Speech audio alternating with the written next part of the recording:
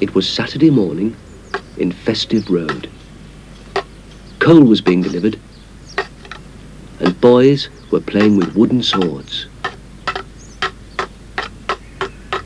Everything was very ordinary. This is an ordinary street. At number 52, the postman arrived with a letter. Number 52 is Mr. Ben's house, and Mr. Ben was at the front door to meet the postman. The letter was an invitation to a fancy dress party. Mr. Ben wasn't really very fond of parties, but he did like fancy dress. He put on his hat and coat and set out to search the shops for something special to wear. He tried the big shops,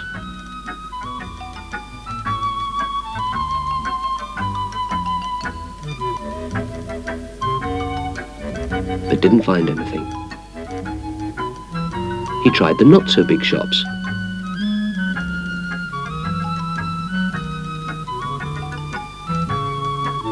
Still, he didn't find anything. He tried the small shops in the side streets. Everywhere, it was the same story. No fancy dress, only ordinary, everyday clothes. But at last, in a back lane, he found a little shop with all sorts of interesting things to wear. In the window was a suit of bright red armour. Mr. Ben went into the shop. As if by magic, the shopkeeper appeared. "Can I help you, sir?" he asked. After looking quickly round the shop, Mr. Ben said, "I wonder if I might borrow that suit of red armour." The man seemed pleased. "Of course," he said. "Would you like to see if it fits?" And he pointed to the door of the fitting room. Mr. Ben carried the armour through the door and found he was in a small room. Quickly, he changed into the armour.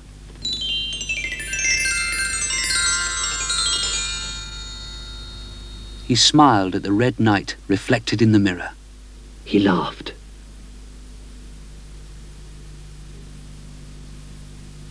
Then he noticed another door.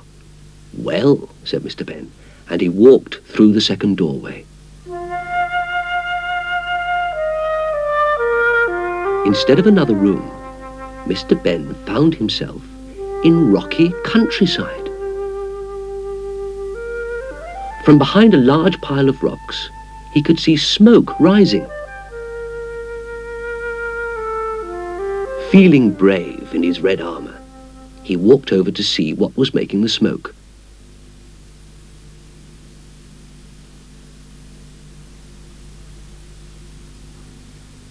He climbed the rocks and found the smoke was coming from a dragon, quite a large dragon. "Gosh," thought Mr. Ben, "somebody else in fancy dress." And he called down, "Hello, that's a good outfit. How do you make the smoke?" The dragon looked up. "You can't fool me," he said. "I know you've been sent to kill me." "Kill him?" thought Mr. Ben. And he realised that it was a real dragon, a sad, very sad dragon.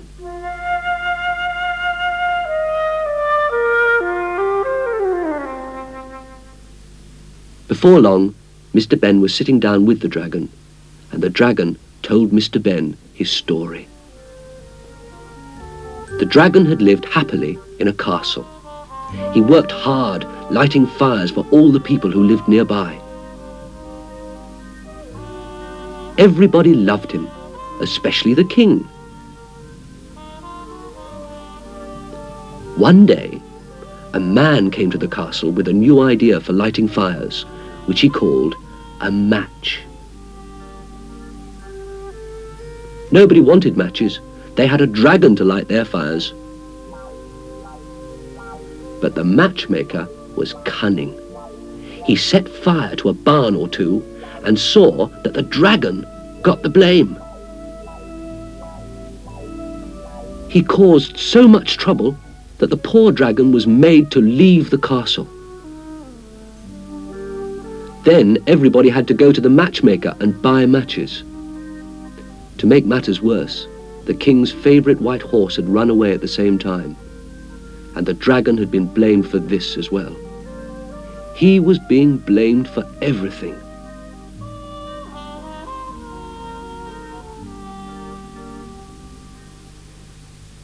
The dragon pointed to the horse which stood nearby. "I've been looking after him," said the dragon, "but I'm much too afraid to return him." "I'll help you," said Mr. Ben. "Show me where the castle is and I'll tell the king the true story." The dragon was delighted, and they left almost at once.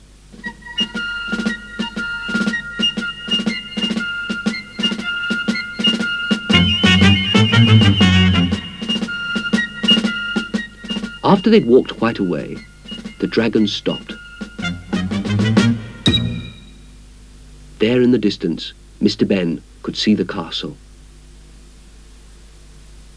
The dragon was afraid to go any closer. I'll wait here under the trees until you return," he said.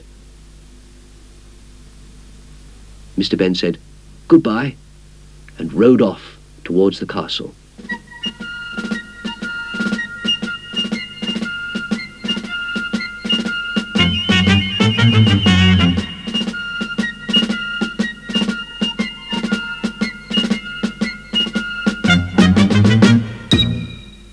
At the castle, the guards saw Mr. Ben approaching.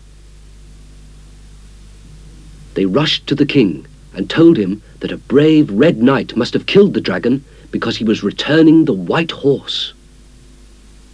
Mr. Ben arrived at the castle. He didn't have to say anything. He was taken straight to the king to be rewarded.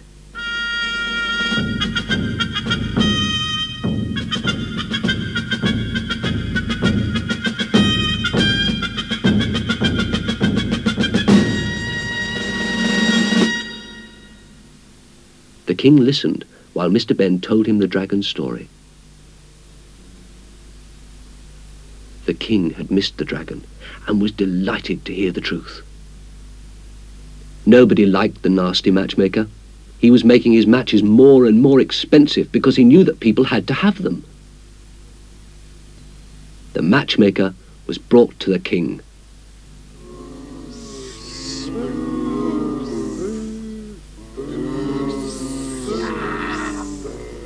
The king ordered him to prison until he thought how to punish the rascal. The guards took him to the deepest, darkest dungeon.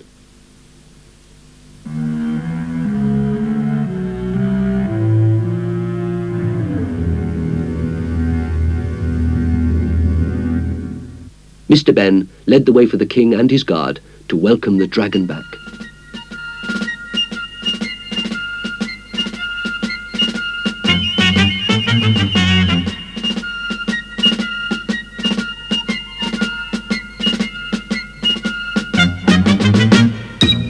They stopped before they reached the dragon's hiding place, in case they frightened the dragon.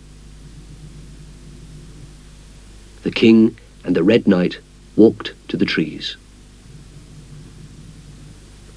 The king told the dragon how sorry he was for all the dragon's troubles and how happy he was to see him again. The dragon was so happy that he made Mr. Ben and the king ride on his back. With the dragon leading the way and the guard following, they returned to the castle.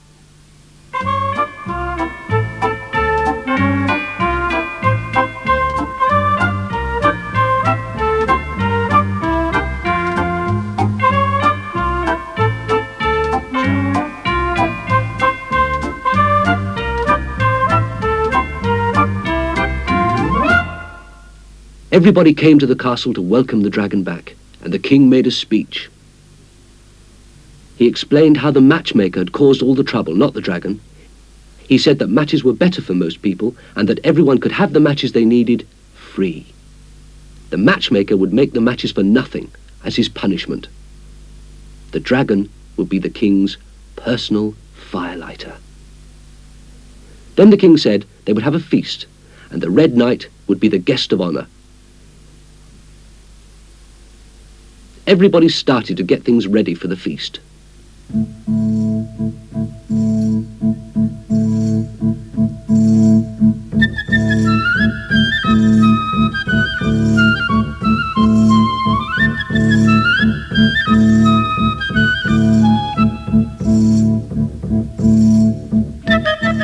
Mr. Ben just stood at the side and watched.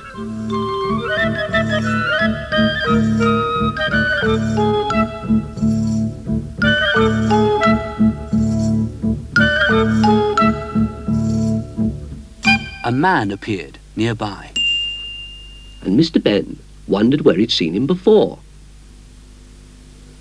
"Would you like to change for the feast, sir?" the man asked, and he took Mr. Ben to a nearby door. "You'll find the other clothes inside, sir," he said. As he stepped through the door, Mr. Ben found he was back in the changing room of the shop. He took a last look at the Red Knight in the mirror. And he changed into his own clothes again.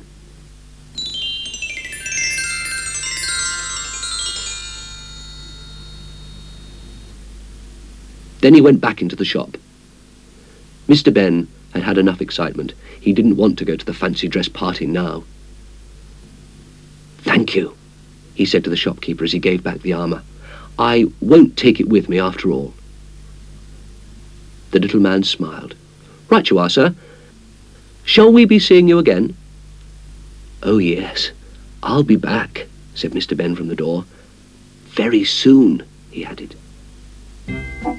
As he walked back down Festive Road, Mr. Ben thought about his adventure.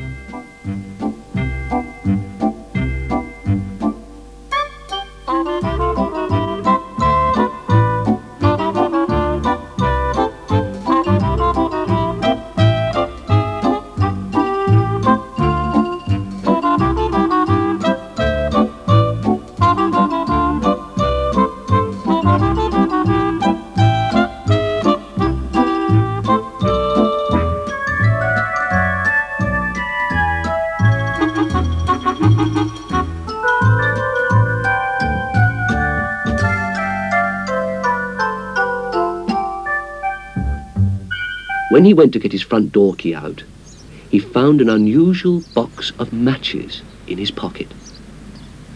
He smiled at the picture on the box. How nice, he thought. I'll keep them carefully, just to remind me.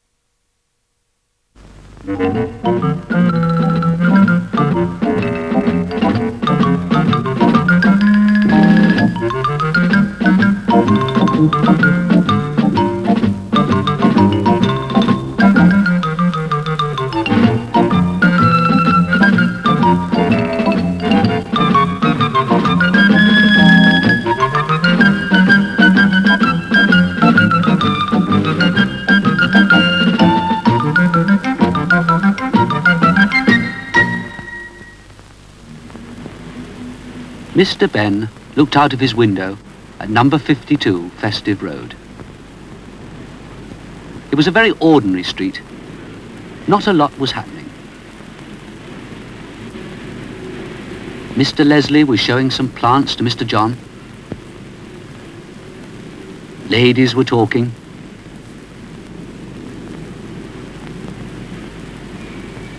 And young Vicky was being scolded for chasing a cat. Mr. Ben smiled and decided to go for a walk. He went in from the window and soon appeared at the front door wearing his hat and coat.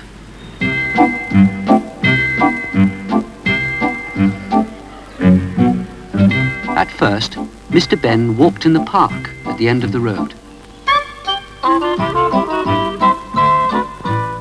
He sat for a while and watched the birds in the trees.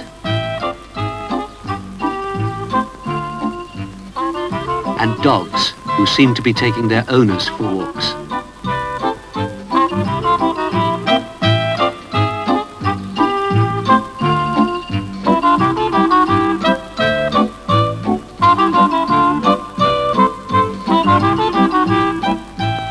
Next, he wandered among the shops.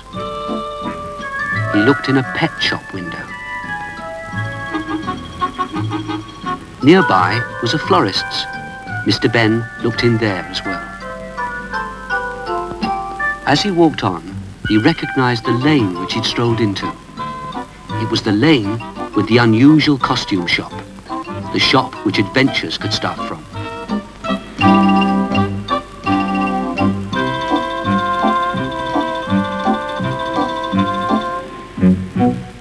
He stood outside for a moment and then went in.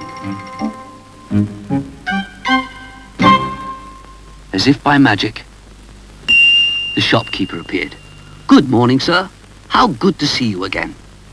Can I help you?" he asked. Mr. Ben looked around the shop. "Everything seems to have been animals and plants this morning," he said. "What's in keeping with that?" "How about this, sir?" asked the shopkeeper, and stepped over to a khaki-coloured outfit. "A hunter?" asked Mr. Ben. "Not a bad idea. May I see if it fits?" He looked to the door of the fitting room and wondered if another adventure would start from there. Mr. Ben took the outfit and went into the fitting room.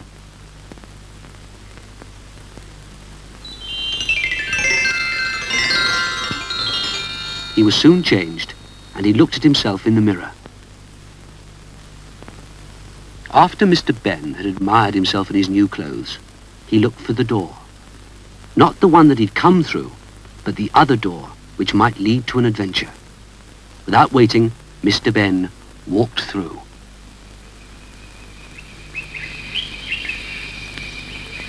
Outside the door, Mr. Ben found himself in an open space in the jungle.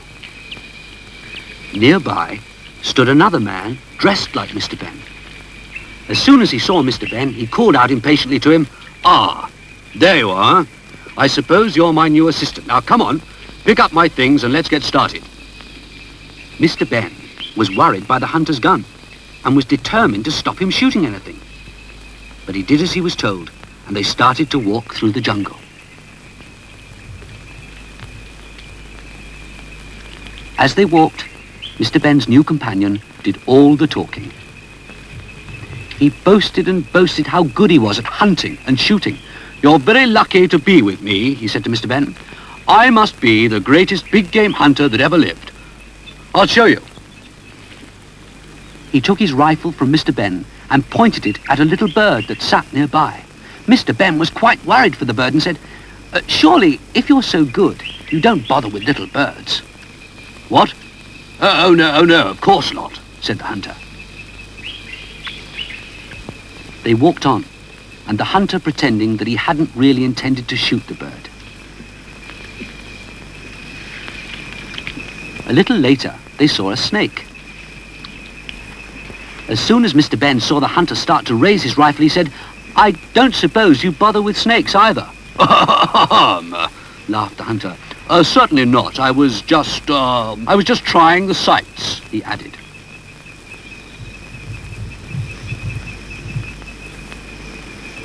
They walked on and came to a hill with a deer standing on it. "Now there is something to shoot," said the hunter. No, said Mr. Ben. "We'll find something larger in a minute," and he hurried the hunter away.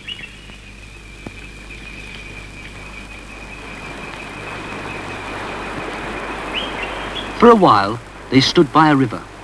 Mr. Ben was glad that the hunter was content to watch the fish without wanting to shoot them.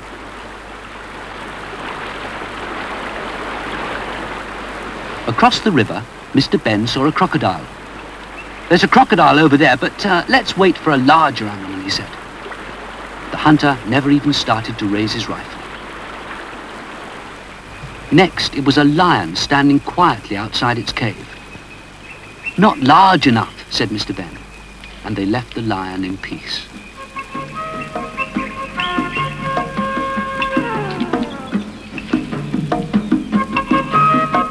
After that, there was a giraffe. "Tall," said Mr. Ben, but not really fat enough for the greatest big game hunter." "Perhaps not," said the hunter, and didn't bother to shoot. By now, both the hunter and Mr. Ben were hungry. They sat down in an open space to eat. While they were eating, a hippo wandered by. The hunter wanted to get his rifle. "Stop!" called Mr. Ben. "I know that hippo is big, but he's not the biggest animal, and only the biggest is good enough for the greatest hunter." "Right," said the hunter, and they finished their lunch. The hunter wanted a little nap after lunch, and while he slept, Mr. Ben decided to have a stroll.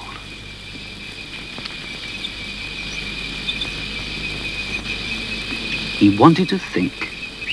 So far, he'd saved the animals, but how would it all end? As he walked, he felt the ground shake under his feet. The further he walked, the more it shook. In the end, it shook so much that Mr. Ben fell over. Then Mr. Ben could see a herd of elephants all shaking with fear. Mr. Ben managed to calm them enough to be able to stand up again. "You've saved the other animals, but we're the largest. We're certain to be shot," said one of the elephants. "I've been thinking," said Mr. Ben. "You've just helped me find the answer. Listen to my idea." The hunter was just waking as Mr. Ben arrived back and was eager to get on with the hunt.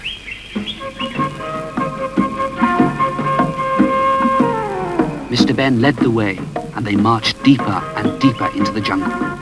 Mr. Ben pretending all the time to search for animals as he went.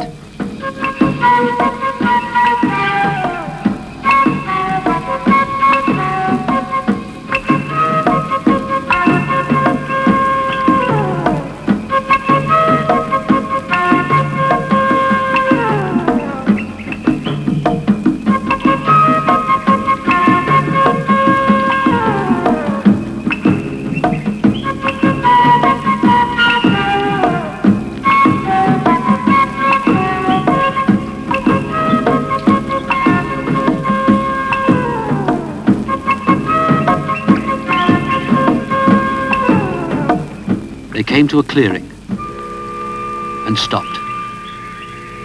There stood the whole herd of elephants. "Just the thing," said Mr. Ben.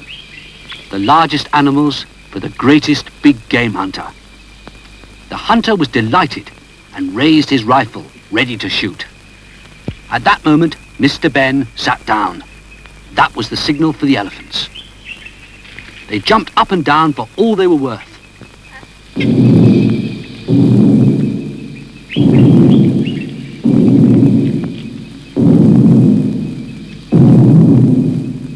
The ground shook and shook and shook.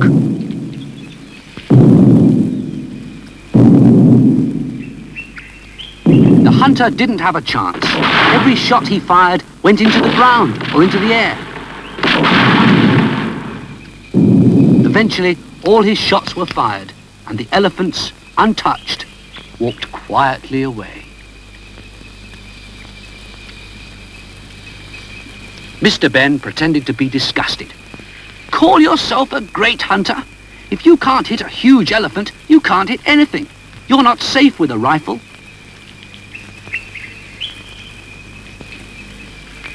Then more kindly he said, "Why don't you sell the rifle and buy a camera? At least if you missed, you'd still get a picture of something." Mr. Ben and the hunter returned to the hunter's camp.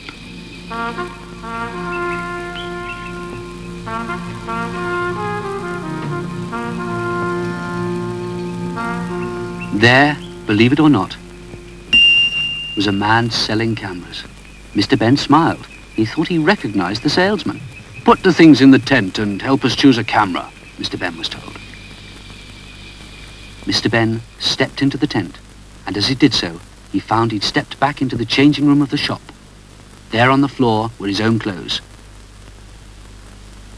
He changed back into them.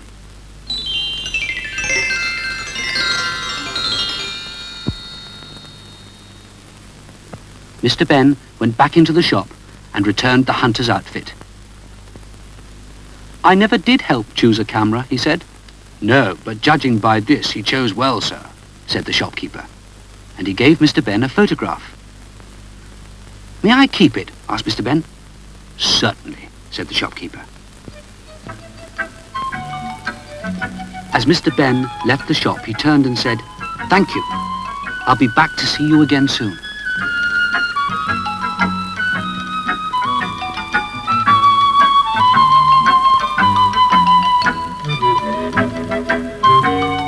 Mr. Ben had enjoyed his adventure, but he was happy to be back in Festive Road.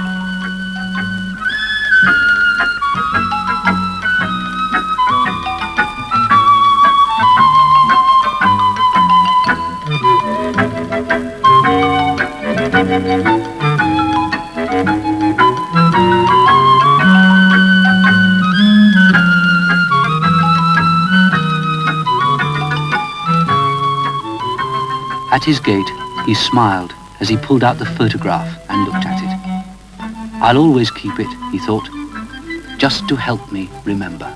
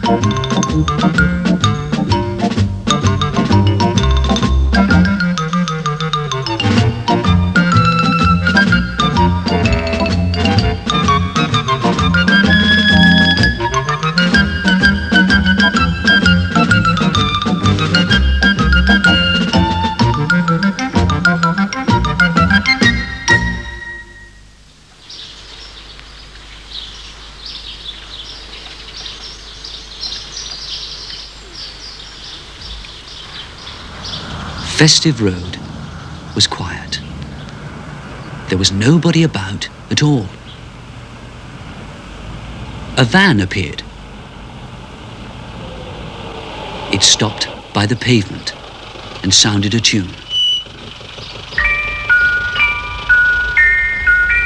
At number 52, Mr. Ben looked out of his window. The street, which had been empty, was now alive with children. The van was an ice cream van, and the children queued for their ice creams.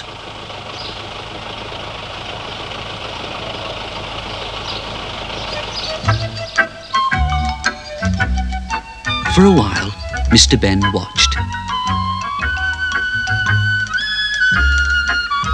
Then he went in from the window. By the time Mr. Ben came to his front door, wearing his hat and coat, the van had gone. Mr. Ben went for a walk.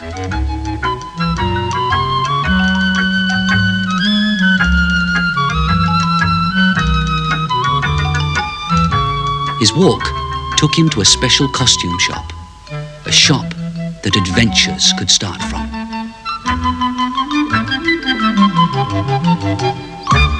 Inside the shop, as if by magic, the shopkeeper appeared. "Good morning, sir," he said. "Which costume would you like to try today?" "This one," said Mr. Ben, and pointed to the white clothes of a cook. In no time, he had taken the outfit into the changing room.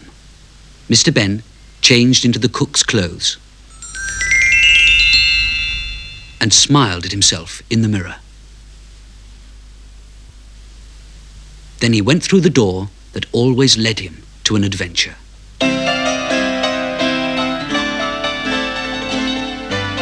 Outside the door, Mr. Ben found himself beside some children. They were thin, and their clothes just rags. Mr. Ben was in a dingy back street. He walked along the street and saw other children just as poor as the first ones. After a while, Mr. Ben turned into a side street. In the street were other cooks, all talking about going to the palace. Mr. Ben followed them.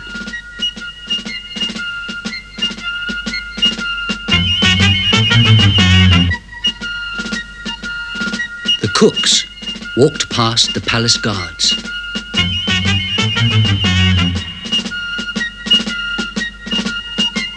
And through the palace doors. Finally, they came to a huge kitchen where other cooks were already busy.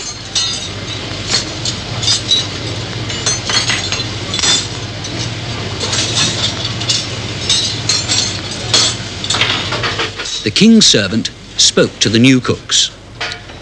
"In the other room is the Princess Annabella. She will not eat, she just refuses. We want you to cook something that will make her want to eat. We've tried all these," and he pointed to food arranged on a table. "Now, get to work." Mr. Ben stood back and watched the other cooks. They fetched, poured, roasted, pounded, iced, boiled, and tasted for all they were worth. Each cook made his favorite food. As soon as one was ready, everyone would stop what they were doing. The cook was proudly led off, carrying his food.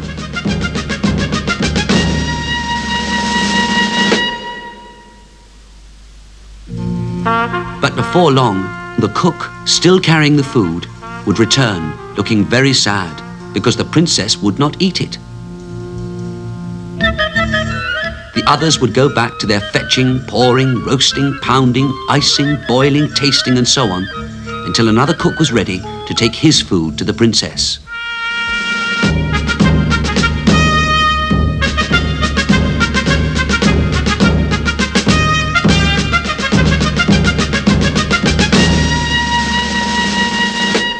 But the princess did not eat it.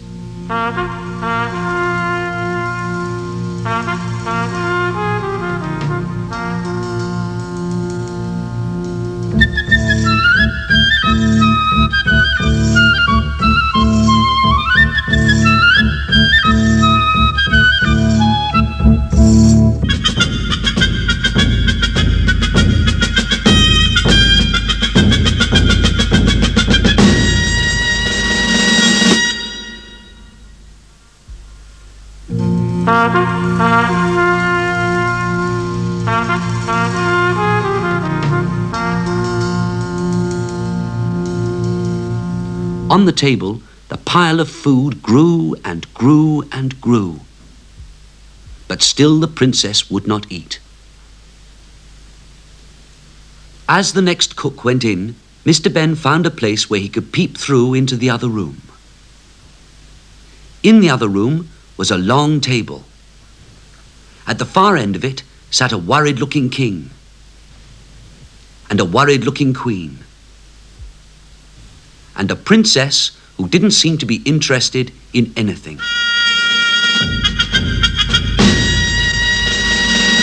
Then another cook came through the door. The King and the Queen said things like, "Oh, how lovely.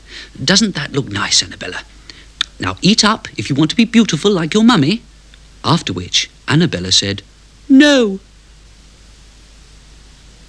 The King looked at the Queen. The Queen looked at the servant. The servant looked at the cook. And they all looked at Annabella. The cook picked up the food and carried it away. Back in the kitchen, the servant said, "What shall we do? We've tried apples, bacon, cake, donuts, Easter eggs, fish fingers, and everything else we can think of. She just won't eat." There's nothing wrong with the food," said Mr. Ben. "I have an idea if the King will let me try it." The King didn't even wait to hear the idea. He said, "Yes, anything, just get her to eat." Mr. Ben ran out of the palace. Back in the kitchen, the cooks prepared more food and laid the long table for a feast, and then prepared even more food.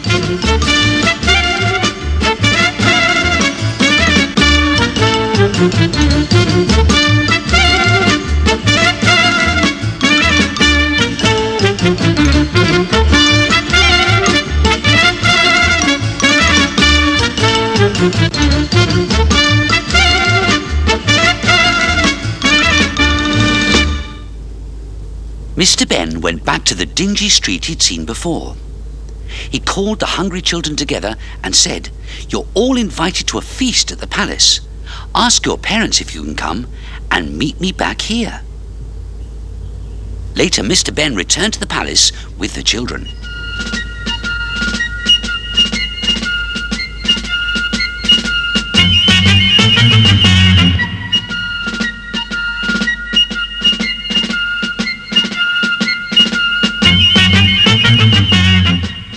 They passed through the palace entrance and along the corridors until they reached the room where the feast was.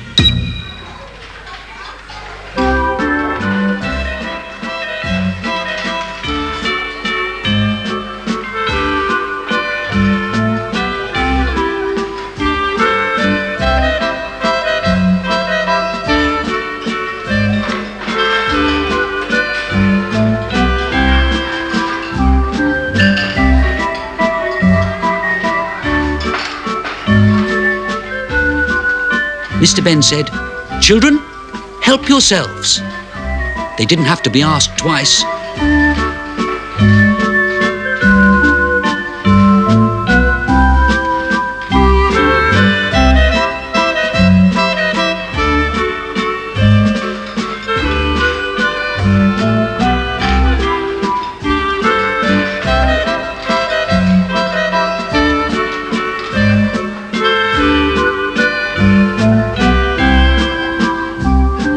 After a while, a boy offered Annabella a plate of cakes. She took one. She ate it. Then another.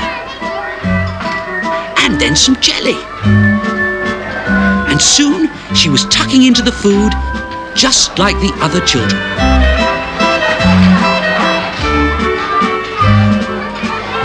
Mr. Ben's plan had worked.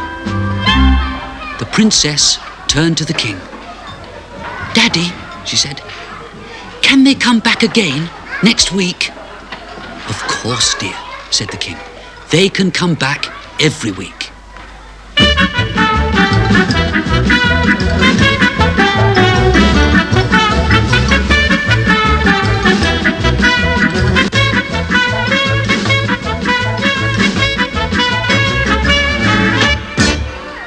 A man suddenly appeared beside Mr. Ben and said, "Would you take this back to the kitchen for me, please?" And he gave Mr. Ben a wooden spoon. Mr. Ben did as he was asked, but as he went through the door, instead of the kitchen, he found himself back in the changing room of the shop. He took a last look at himself as a cook and then changed.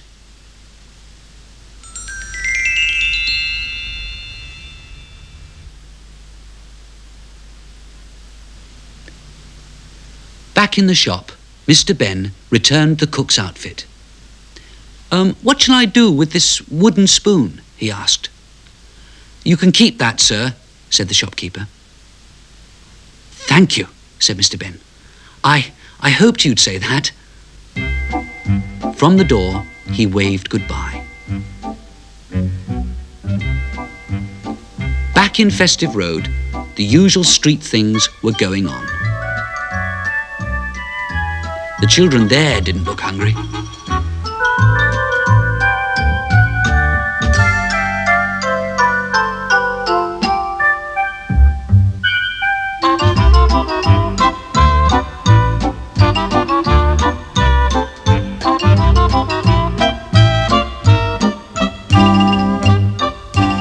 At his gate, Mr. Ben remembered the wooden spoon in his pocket.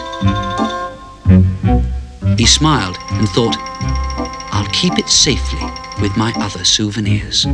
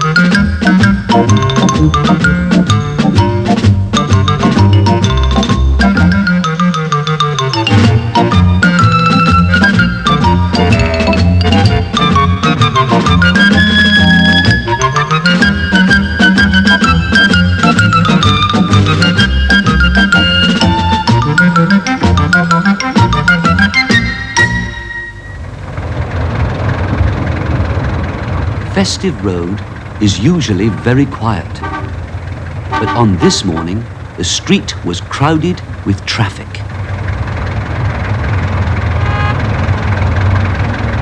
At number 52, Mr. Ben looked out of his window at all the traffic. What's going on? He asked a man.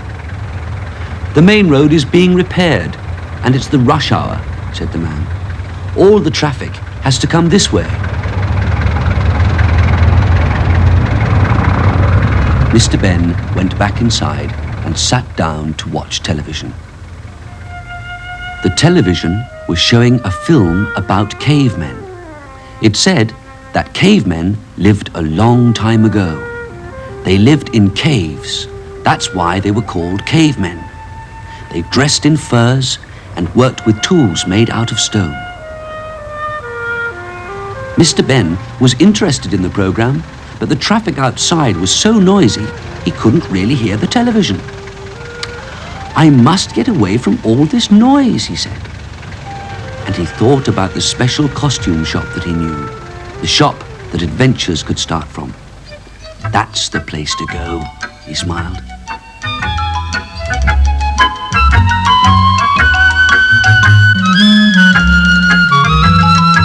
Mr. Ben was soon in the lane with the shop. He went straight to it, paused for a moment, and then went in.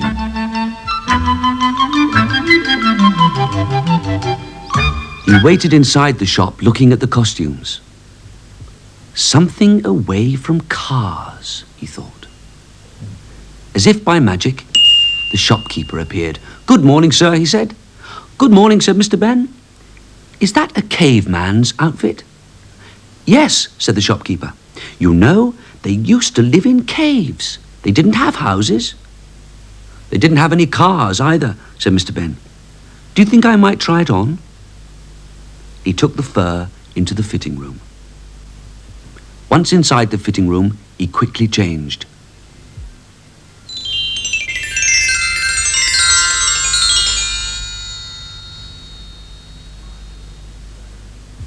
He smiled at the furry Mr. Ben in the mirror. and then went through the door that could lead to an adventure. On the other side of the door, everything was very dark, but Mr. Ben could see a light ahead, and he walked towards it. As it became lighter, he found that he was walking out of a cave. In front of him were other caves and lots of people dressed in furs.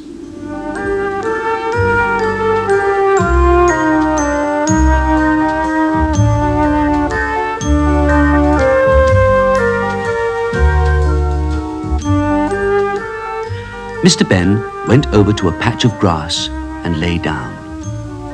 He closed his eyes and thought how peaceful it was. The sun was shining, and he wondered why the cave people didn't lie out in it.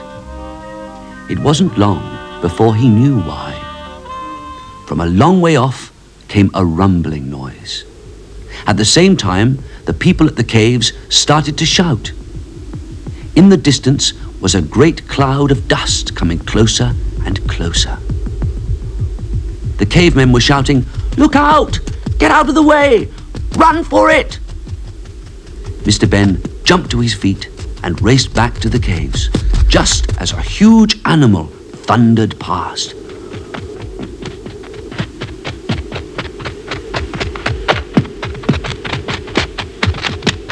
"Golly," said Mr. Ben.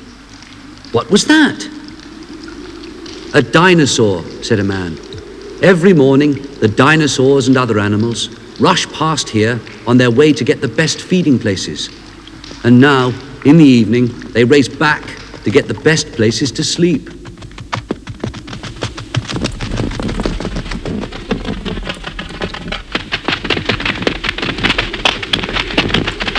Suddenly, there was a crash, and the dinosaurs screeched to a halt.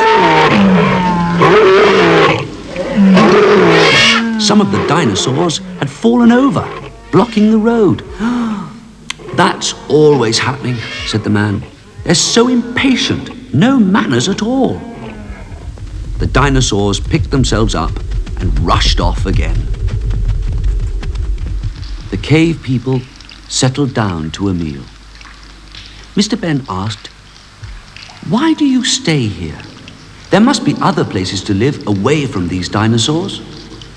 "Not with caves," said a man, "and we need caves to live in." When the meal was over, everyone went to their own caves to sleep, and Mr. Ben settled himself under a pile of furs for the night.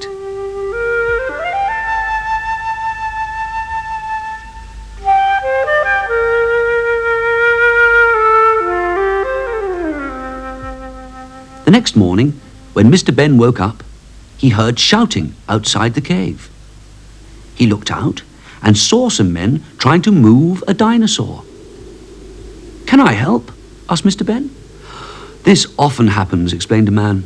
"An animal just parks here to sleep and blocks a cave entrance so that people can't get out. Help us push it out of the way, will you?"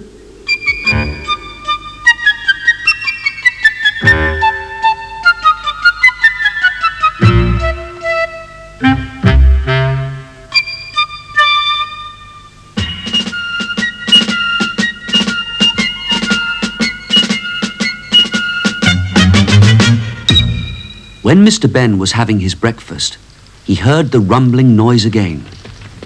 This time, he knew what to expect. The animals went rushing past, but this time in the opposite direction.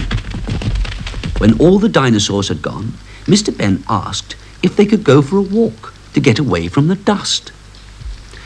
"Yes, we'll all go," said the others, "and show you around. You have to be careful crossing the dinosaur road. The dinosaurs don't mean any harm, but they're clumsy. And if one does bump into you, it can be quite nasty." They looked first one way, then the other. A large cloud of dust was approaching. They waited until the dinosaur had passed.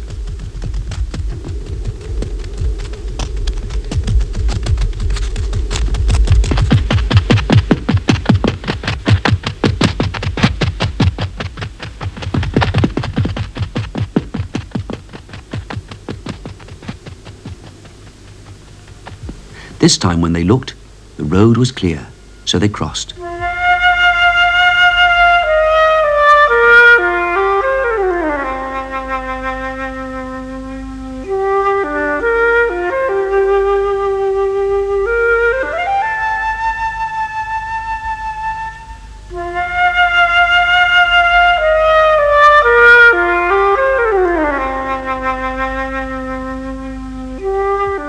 As they walked on, the countryside became greener. There were trees and streams, and the air was fresh. The children played freely, and everyone was much happier. "This is where we would really like to live," said one of the men. "Why don't you?" asked Mr. Ben. "Because there are no caves, silly," the man laughed. "We'll build some, or at least something that will do instead," said Mr. Ben. "I'll show you how to build stone huts. First we'll need a lot of very large stones."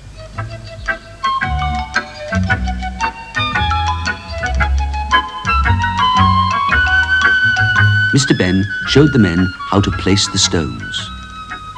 As soon as they saw how it was done, they started to build several huts.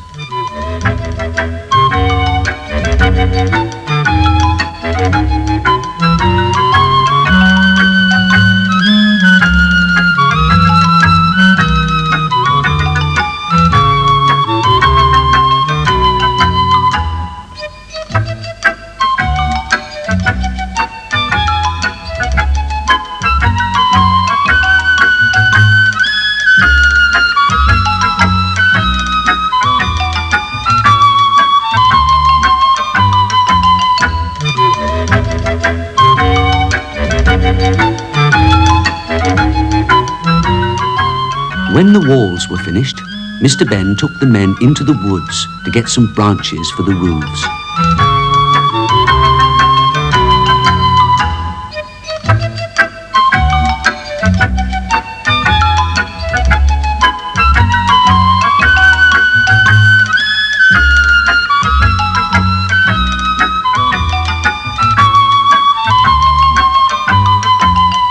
Next, the men cut pieces of turf from the ground.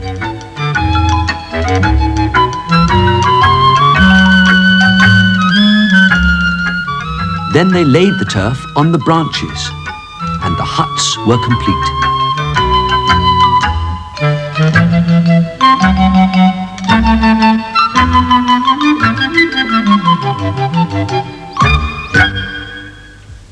The people were very pleased. "From now on, we can live here," they said. A man appeared beside Mr. Ben. "Come and look inside this hut, sir," he said. Just then, Mr. Ben heard a noise in the distance. The cave people were standing on top of a hill. They were watching the dinosaurs' rush hour again.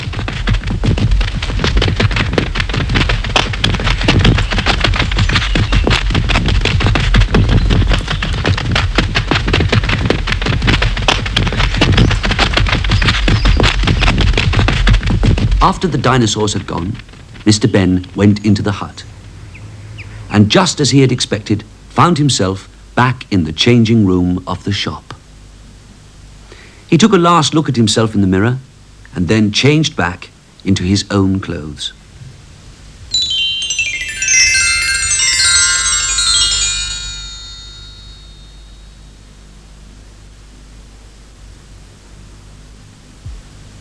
Back in the shop, Mr. Ben returned the fur outfit to the shopkeeper and said, "Thank you. Thank you very much."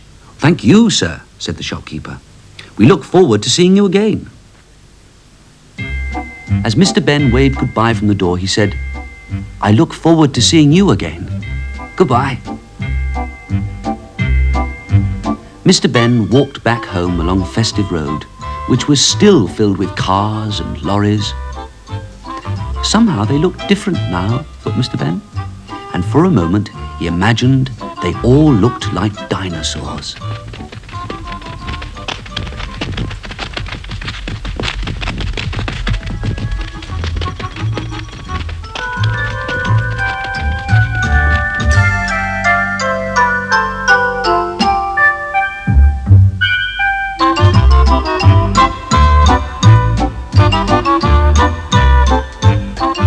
At his gate, Mr. Ben realised that he was holding something in his hand. It was a stone hammer. I wonder how long I've been holding that, thought Mr. Ben. I'll keep it. It's just what I need to help me remember.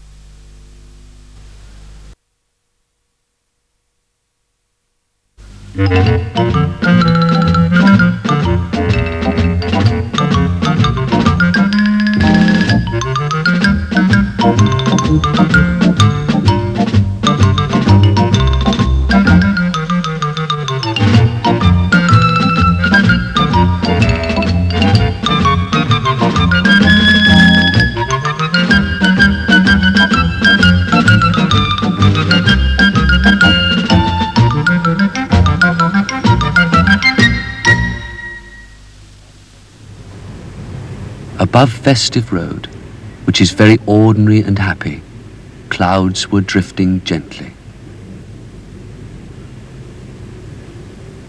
In Festive Road, things were moving not quite so gently. Children were blowing up balloons, and instead of tying the ends, they were letting the balloons go, so they rushed about until all the air was out of them.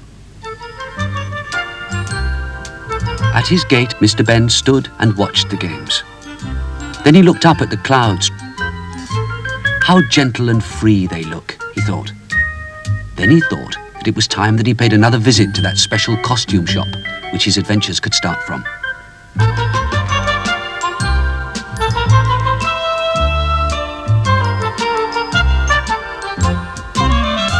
He started to look around the shop when, as if by magic, the shopkeeper appeared. "Good morning, sir," he said. "How nice to see you again. What would you like to try on today?" "What about this one?" said Mr. Ben. "Good," said the man. "See if it fits." And he looked towards the door of the fitting room in the corner of the shop. In the little room, Mr. Ben soon changed from his clothes into the other outfit.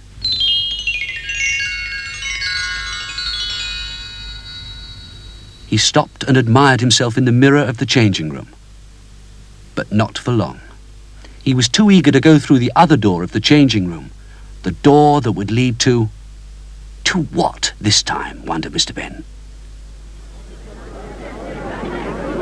This time, Mr. Ben found he'd walked into a crowd of people. Wondering what the crowd was watching, he gradually managed to work his way to the front. There stood 6 balloons in a line. Very large, decorated balloons with baskets hanging underneath for people to stand in. The balloons had 2 men in each basket.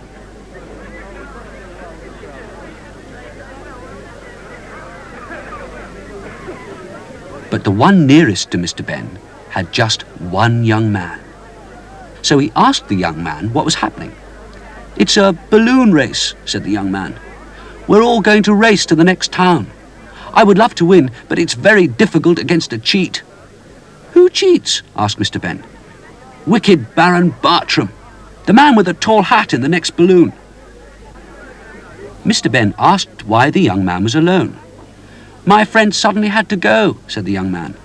"I think Baron Bartram tricked him to make it more difficult for me." "Can I ride with you?" asked Mr. Ben. The young man was pleased, and Mr. Ben was soon in the basket of the balloon and was told how the balloon worked. "When we want to go up, we pull in the anchor.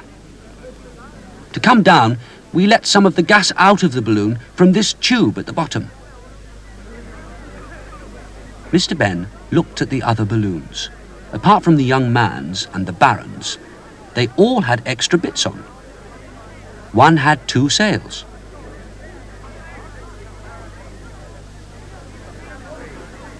The next had oars to row in the air. The third had a large kite to pull it.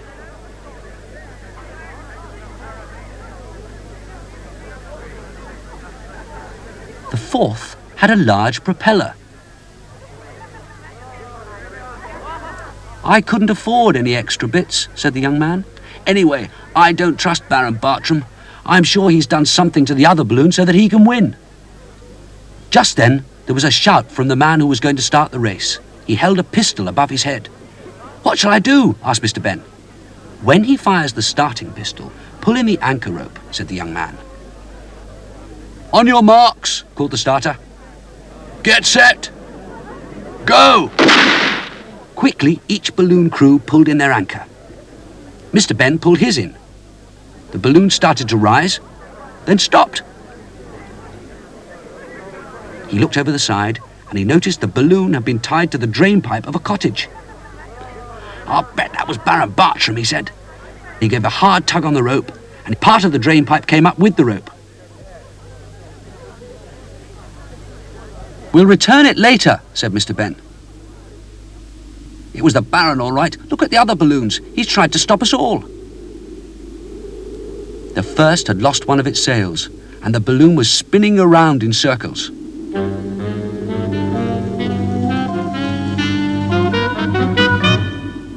On the second, Baron Bartram must have covered the oars with birdseed. The oars were lined with birds, so many that the balloon was weighed down by them. The kite was pulling the next one more up than along, and the balloon was vanishing into the clouds. On the fourth, Bartram must have turned the propeller back to front. The balloon shot off at speed, but in the wrong direction.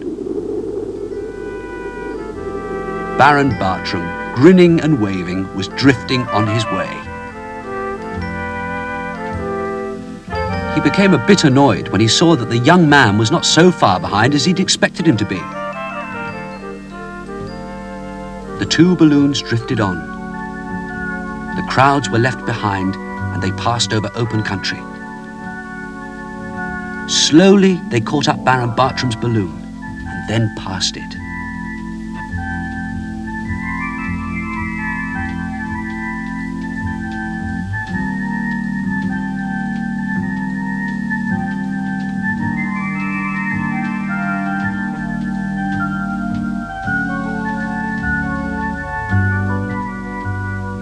Mr. Ben loved the gentle movement. This, he thought, is how the clouds must feel.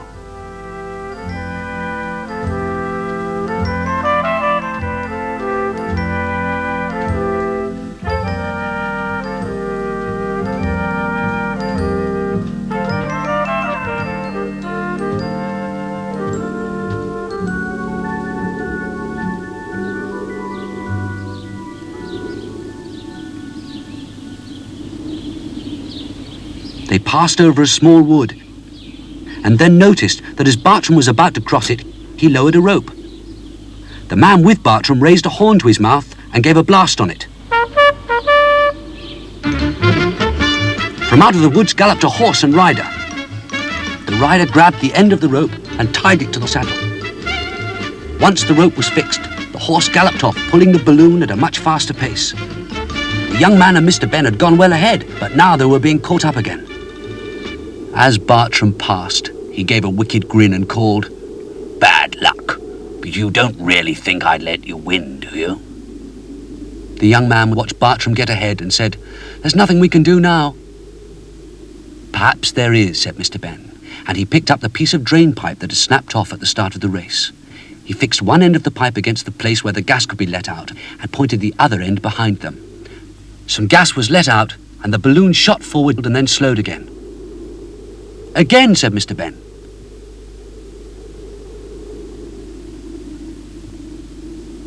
"The only thing is," said the young man, "as the gas is let out, we will go down as well as along.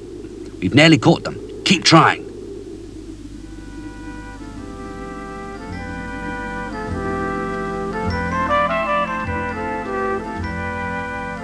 An extra strong blast from the balloon sent it rushing along, but getting lower. They shot past the Baron and gave the horse a fright. It reared in the air, threw off the rider, and then rushed away, taking Baron Bartram's balloon in the wrong direction.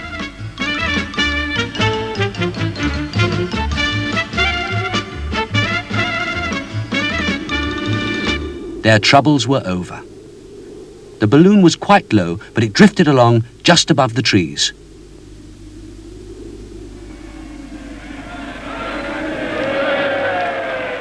Finally, with a gentle bump, it landed at the finishing post to win the race. The crowd cheered loudly. The mayor presented the young man with a gold cup and the prize money.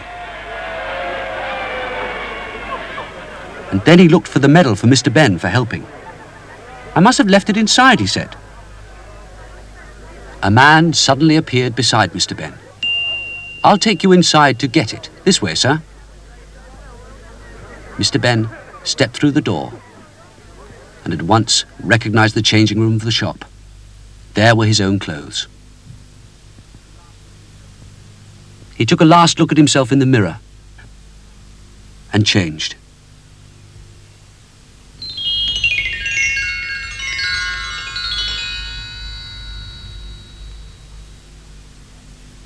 Back in the shop, he gave back the clothes. "Thank you, sir," said the shopkeeper. And then smiling, "I believe this is yours." And he held out a medal to Mr. Ben. Mr. Ben was delighted. At the door, he waved and said, "Thank you. See you soon." Mr. Ben was quite happy to be back in Festive Road, with his feet on the ground. The boys were still playing with balloons, which now were tied up and just drifting.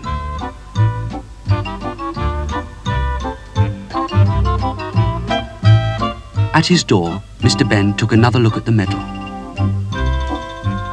It had a picture of a balloon with a large number 1 on it. "I'll keep it with my other souvenirs," he said. "It'll help me remember."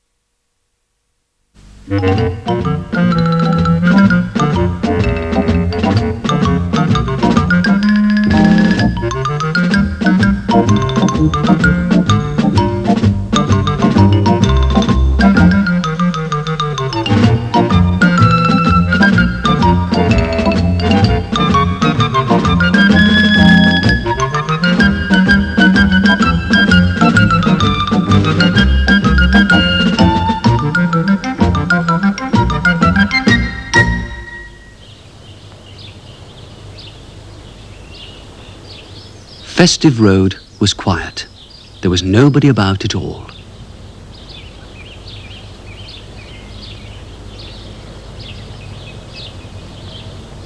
Number 52 is Mr. Ben's house, and even there was no sign of life.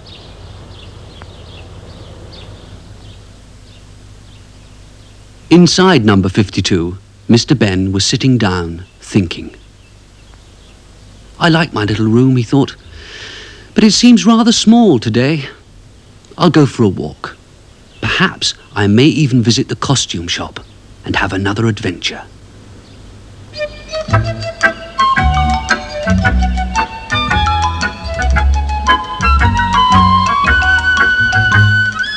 Parked near Mr. Ben's house was a small car with a large, sad-looking dog in it. In a window was a bird in a small cage. And nearby, 2 boys had a rabbit in a small hutch. Mr. Ben walked into the lane with the costume shop, glad that at least he could get out of his little room.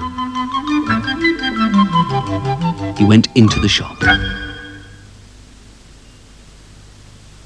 As if by magic, the shopkeeper appeared. "Good morning, sir," he said. "Which outfit would you like to try today?" "Could you suggest something?" asked Mr. Ben. The shopkeeper took a box. Inside was a blue uniform with a peaked cap. "Try this, sir," he said. "I feel this is the one for you today." Mr. Ben thanked the shopkeeper and looked to the door of the changing room. Once in the room, he changed into the uniform. "What can it be?" he thought, as he looked at himself in the mirror. "Well, I expect I'll find out soon." And he walked through the other door.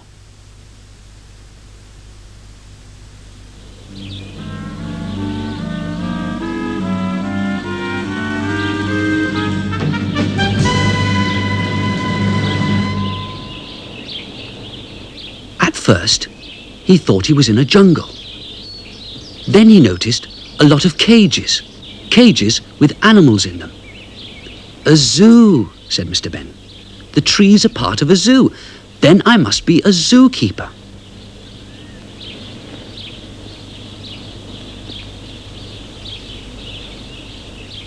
The zoo was full of animals. Rather sad animals, especially the crocodile, with hardly any water to play in. After passing several cages, Mr. Ben came to a door with a picture of a parrot on it. "The Parrot House," Mr. Ben said, and went inside. "Hello," a voice said. "Are you the new keeper?" Mr. Ben looked around, but he couldn't see anybody. "Over here," said the voice. Mr. Ben looked again and found that the voice was coming from a large parrot. "How do you like it here?" asked the parrot. "I like it," said Mr. Ben, "but the animals, they don't seem to like it. Why is that?" "Let me out," said the parrot, "and I'll tell you." Mr. Ben did as he was asked. The parrot came out and flapped its wings. "Oh, that's better," he said. "Now let's go outside." Once outside, the parrot explained to Mr. Ben about the animals. "You know," said the parrot, "the animals like being here. They get good meals, and they enjoy people looking at them and saying how beautiful they are. But the cages are just too small." Mr. Ben sat and thought. Suddenly, he had an idea. He explained it carefully to the parrot. The parrot thought it was a good plan and flew off at once to tell the other animals.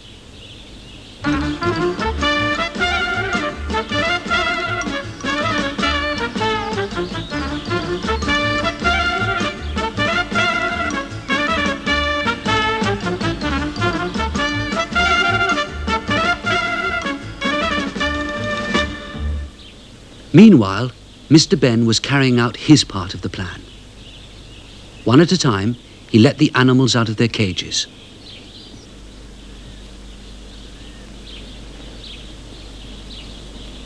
Last of all was the lion.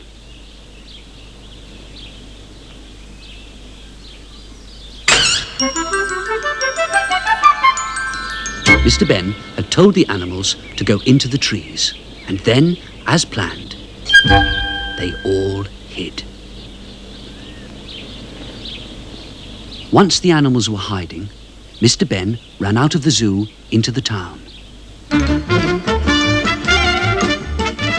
As he ran, he shouted, "Look out! All the animals have escaped from the zoo! Look out! All the animals have escaped from the zoo!" In the town, the people crowded into the square. "What shall we do? Where shall we hide?" they called. Mr. Ben spoke.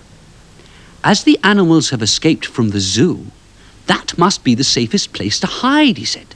The animals will never look for you there." Immediately the crowd shouted, "To the zoo! To the zoo!" and they rushed there as fast as they could.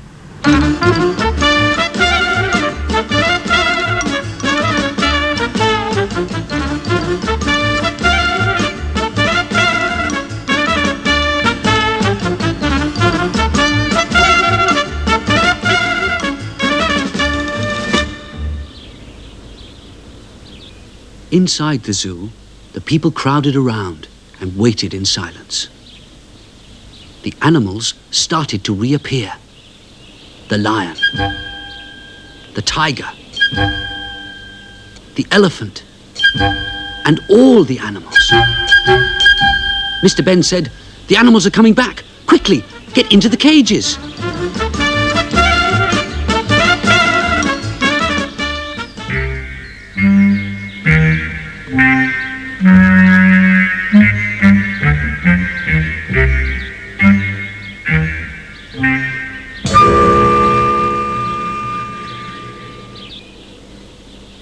The animals came back and walked around.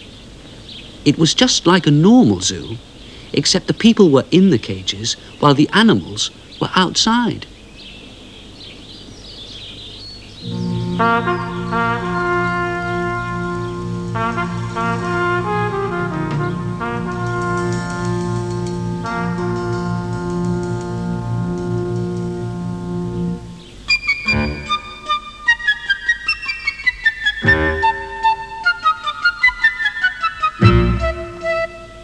"Don't worry," said Mr. Ben to the people. "The animals don't mean you any harm. They only wanted to show you that the cages are too small." "We can see that now," said the crowd. "Let us out and we'll make larger ones." The plan had worked. The animals went back to the trees and hid, so that the people were not afraid to leave the cages.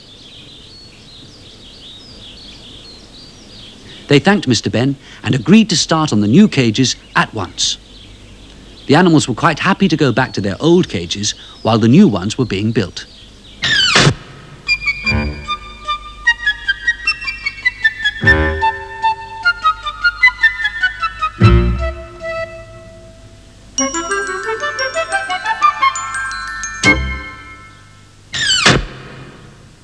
Once the last of them was in, Mr. Ben watched the men start to build the new cages.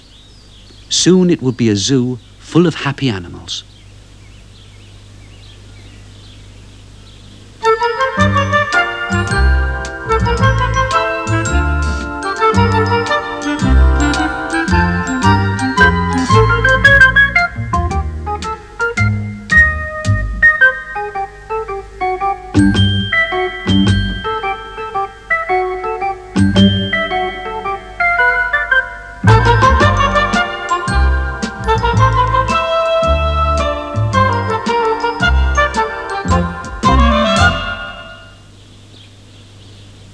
Mr. Ben looked for the parrot. Suddenly, a man appeared. "Try the parrot house, sir," he suggested, and Mr. Ben went inside. There he was, back in the changing room of the shop.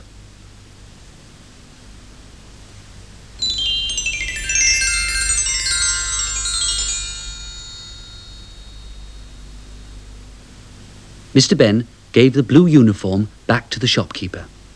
"I didn't find the parrot," he smiled. "But he left this for you, sir," said the shopkeeper, and he gave Mr. Ben a brightly coloured feather. Mr. Ben was delighted and said goodbye.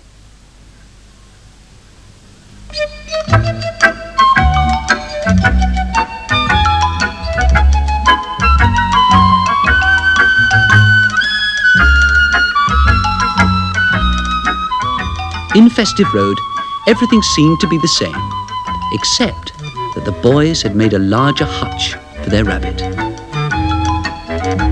The bird cage was larger as well, and the dog had been let out of the car. Mr. Ben stopped at his gate and looked at the parrot's feather. "I'll never forget that zoo," he said, "especially while I have this to remind me."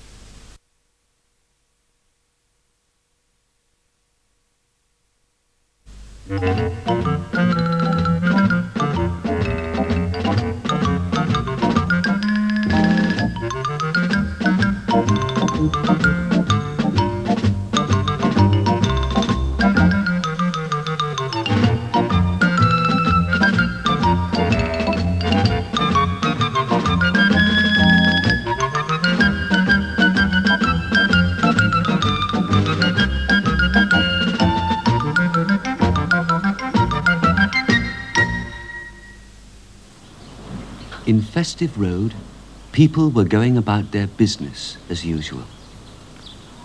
There was one group of children listening to the sound of the sea in seashells that they had brought back from their holidays.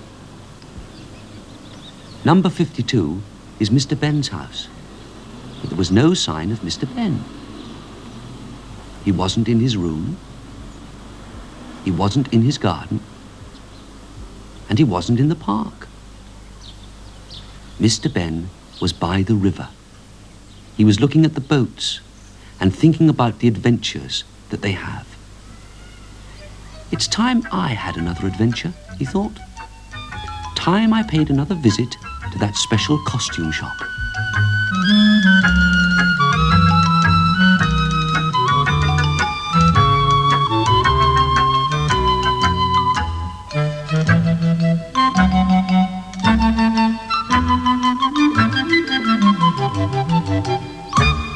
Inside the shop, as if by magic, the shopkeeper appeared.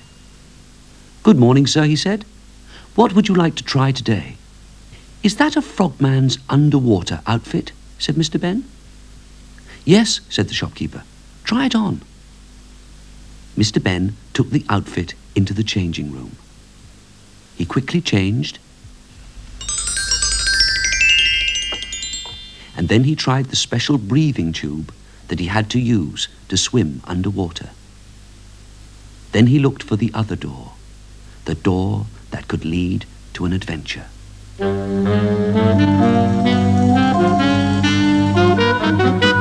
On the other side of the door, Mr. Ben found himself among rocks beside the sea.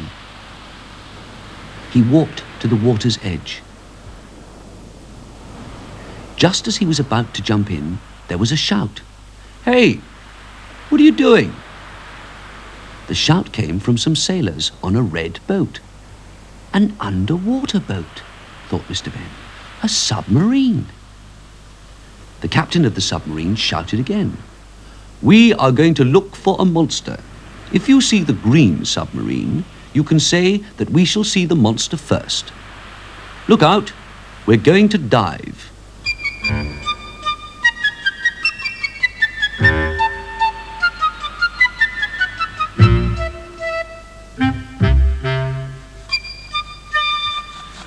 The crew climbed into the submarine. It slid into the water, floated away, and dived under the water. Mr. Ben was just about to jump into the water when there was another shout. "Hey, what do you think you're doing?" This time, Mr. Ben saw a green submarine. The captain shouted, "We are going to look for the monster. If you see the red submarine, you can say that we shall see the monster first. Look out, we're going to dive."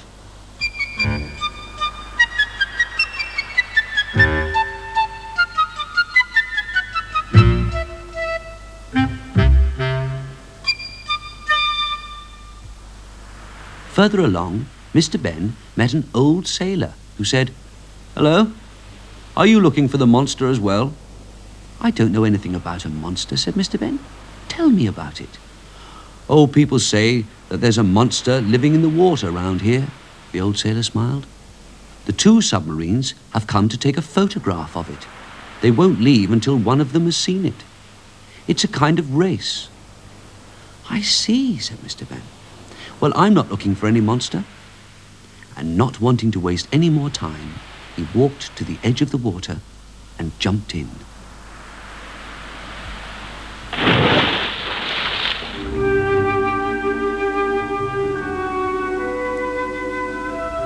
Swimming beneath the water was like being in a different world.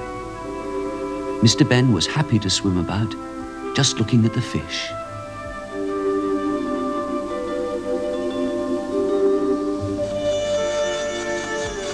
He had forgotten about the submarines until he saw the red one nearby.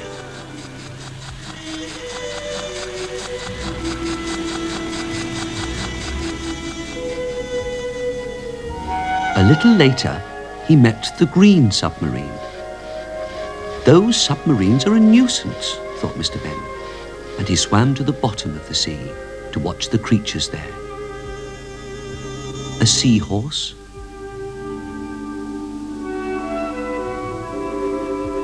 a dogfish,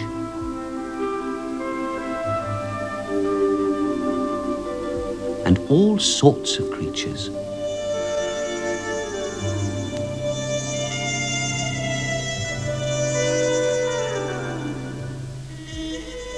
Just as he thought that he had seen everything, he saw a mermaid. She was holding something to her ear. "Hello," he said. "You're the first mermaid that I've ever seen. What are you doing?" "I'm looking for a new shell for our King Neptune because it's his birthday today," she said. "Surely you can hear the sea without listening to it in a shell," he said. "It's not the sea I'm listening to," said the mermaid. "You listen." Mr. Ben put the shell to his ear. "It sounds like the wind," he said at last. "Yes," said the mermaid. "King Neptune has one that makes that sound." "Do you mean to say that you can hear different sounds in different shells?" "Oh, yes," the mermaid said. "King Neptune has a lot of shells with sounds of the wind, rain, birds, animals, all sorts of things." "That's fantastic," said Mr. Ben. "I'll help you search for a new one." Whenever Mr. Ben found a shell, it seemed that King Neptune already had it. Then he found an unusual striped shell that sounded like the buzzing of a bee. Mr. Ben was pleased because King Neptune didn't have that one. The mermaid was pleased too and asked Mr. Ben to come with her to King Neptune.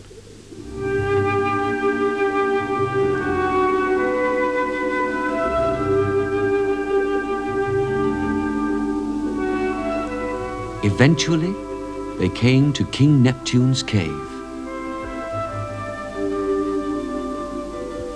The king smiled when they said happy birthday to him, and he was delighted with the new shell. Beside King Neptune was a huge animal. Mr. Ben looked at the huge animal and asked the king, "Is that the monster that the submarines are looking for?" "Yes," said the king. "It's my pet monster.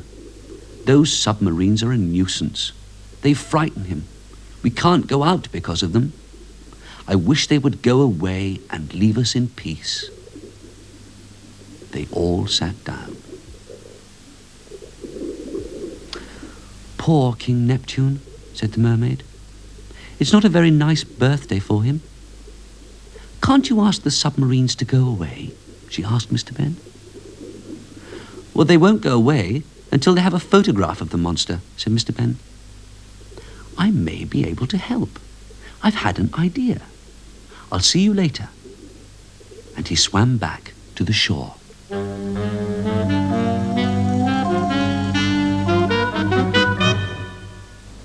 Once ashore, Mr. Ben soon found the green submarine.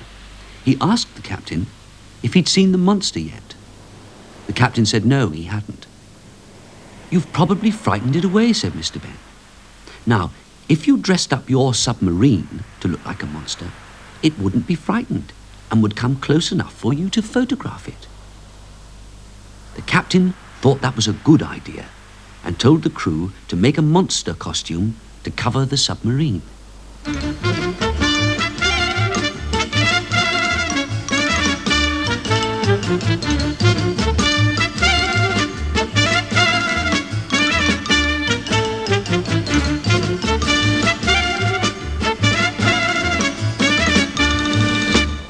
Then Mr. Ben went to the red submarine and said exactly the same thing to the captain.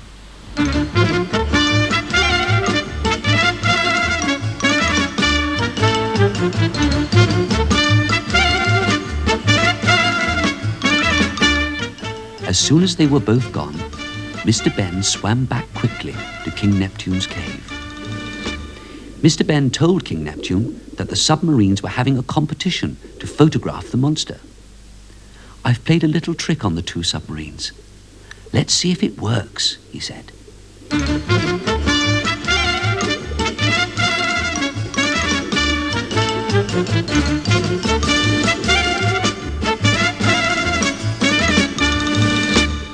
Mr. Ben led the way, and they hid behind a huge pile of rocks.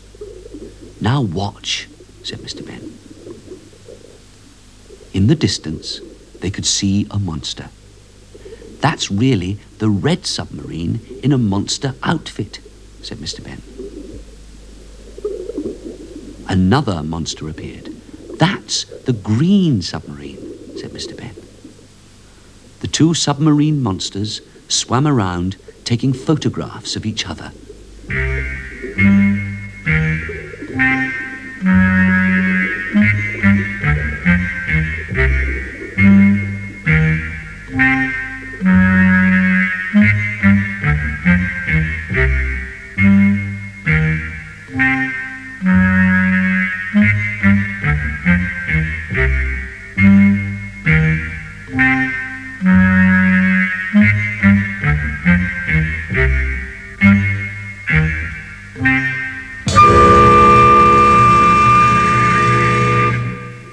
Both the submarines thought they'd got a photograph of the monster and went off.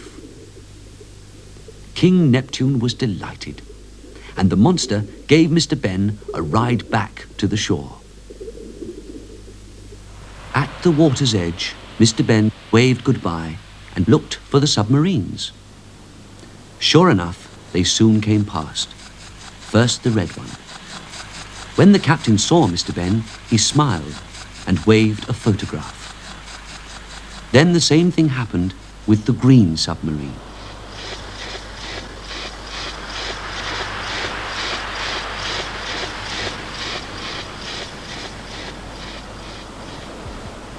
Suddenly, a man appeared on the rocks beside Mr. Ben and said, "Well, they both have their photographs. I think that you deserve a rest. Come into this cave and sit down." Mr. Ben walked into the cave and, just as he'd expected, found himself back in the changing room of the shop. He changed back into his own clothes.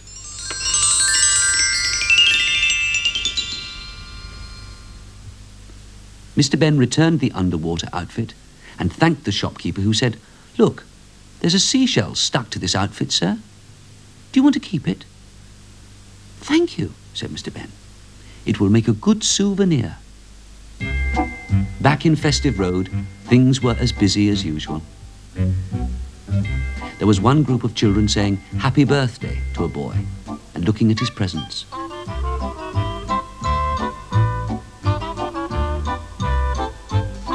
At his door, Mr. Ben stopped and listened to the seashell. He wasn't sure if it was the sea he could hear in the shell or the wind. Anyway, he said, "It's just the thing to help me remember."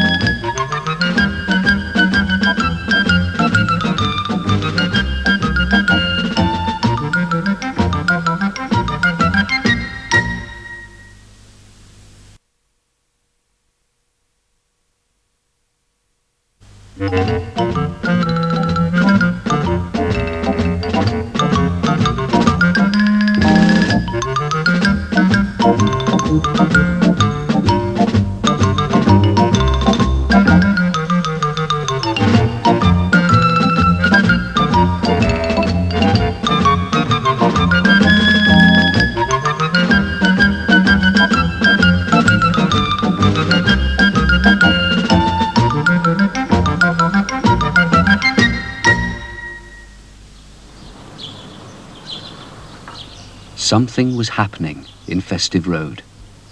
It was just another morning, but all along this ordinary street, children and their mothers were walking in one direction. At number 52, Mr. Ben looked out of his window and noticed what was happening. They're all going towards the park at the end of the road, he thought. I wonder why. He went in from his window, put on his hat and coat, and was soon on his way to find out what was happening. In the park, he could see the children and parents standing together. On some mornings in the park, a little show was put on for the children. This was one of those mornings. Mr. Ben decided to stay and watch the show.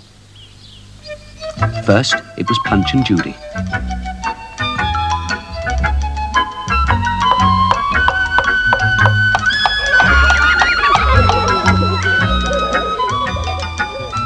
The children loved it. So did Mr. Ben. Next, it was a magician.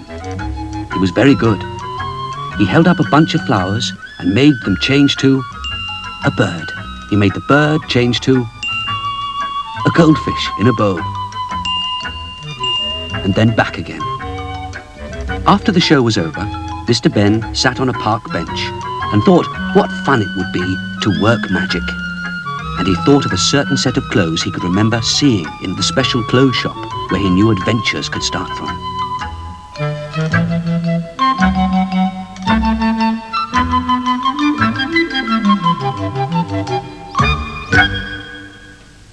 He looked around the shop until he saw the costume which he'd remembered.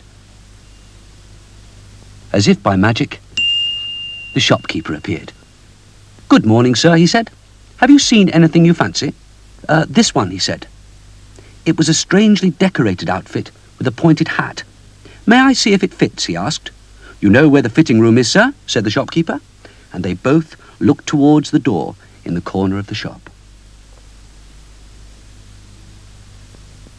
Mr. Ben was soon in the fitting room. He changed from his ordinary clothes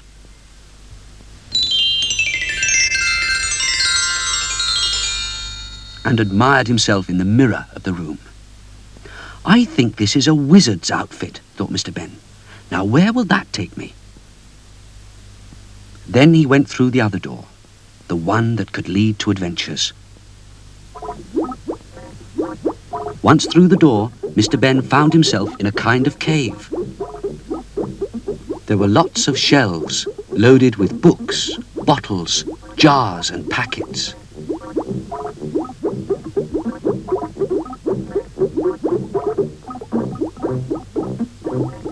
Mr. Ben picked up a book called Useful Spells and started to read it.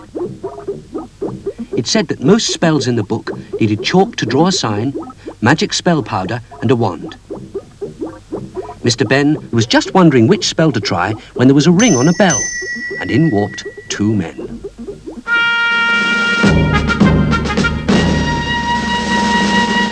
"We've come from the palace," said one. "We've been sent to find a wizard.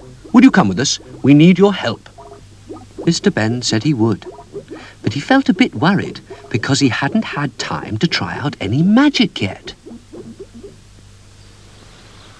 Outside the cave, a horse-drawn carriage was waiting to take them to the palace.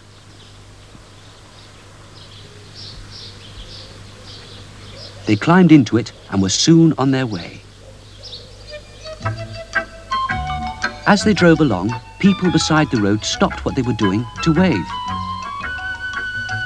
"Everybody seems happy," said Mr. Ben. "They are," said the messenger. "It's a very happy kingdom.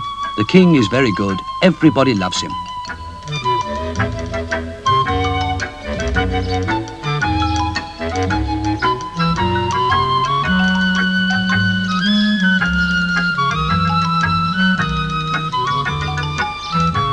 "Why does the king want me?" asked Mr. Ben. "You'll find out in a minute," said the messenger. "We're nearly there." The coach drove up to the palace and stopped at the entrance. Mr. Ben was taken to the great hall. Lots of people stood around. Mr. Ben thought they looked rather worried.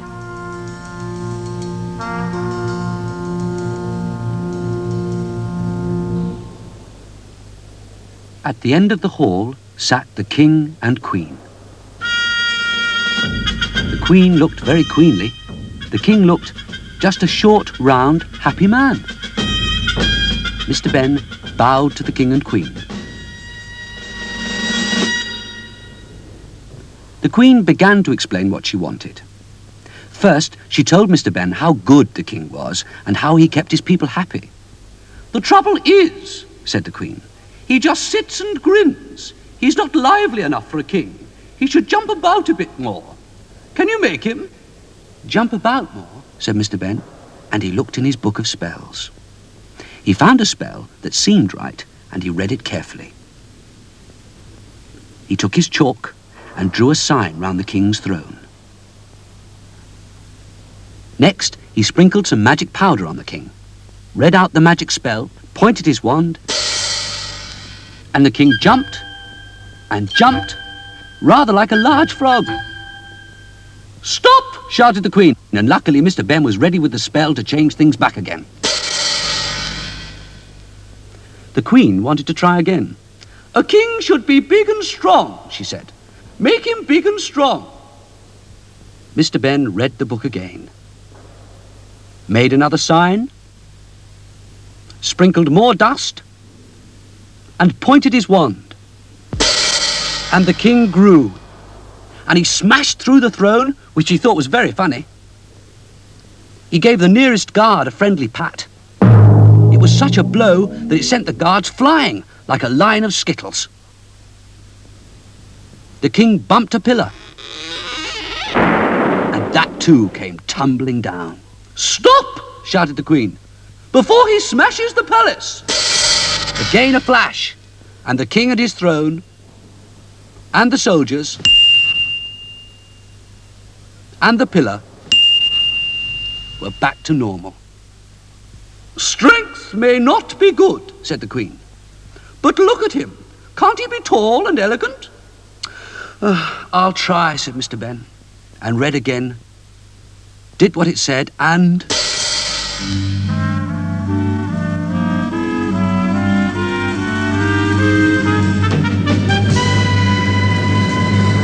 "Stop!" said the queen. Mr. Ben was already saying the spell.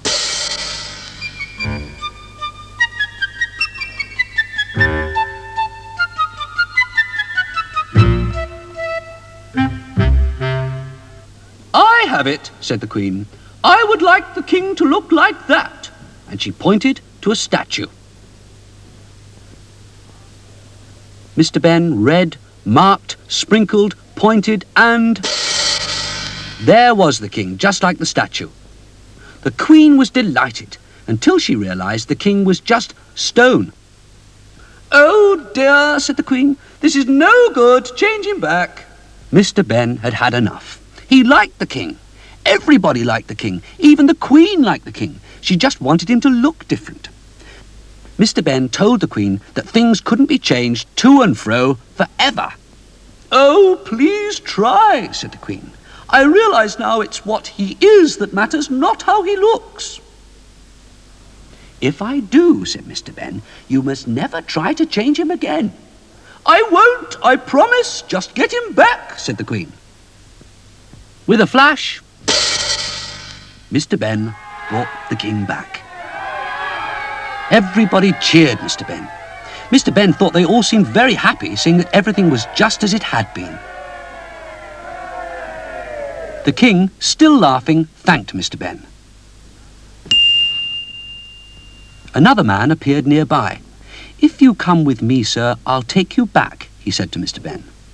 But the king called to Mr. Ben before he could go. "I say, Mr. Wizard, I love those flashes you made. Could we have some more before you go?" Mr. Ben was delighted. he used the last of his magic dust and did a show of flashes for everyone.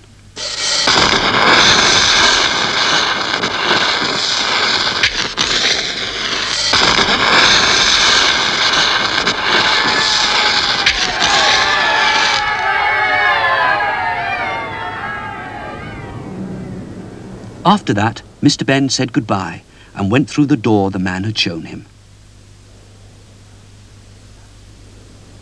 He found himself back in the changing room of the shop. He took a last look at himself as a wizard in the mirror, and then put on his own clothes.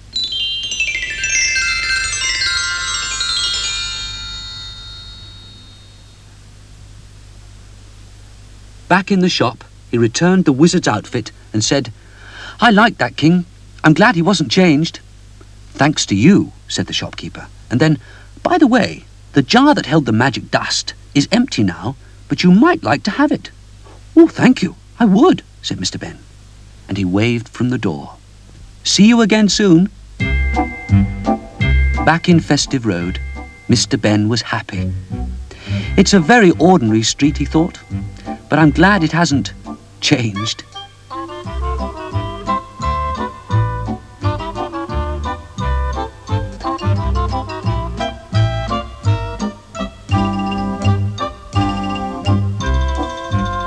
At his gate, he smiled at his jar. Yes, it's empty, but it's just the thing to help me remember. I'll keep it always.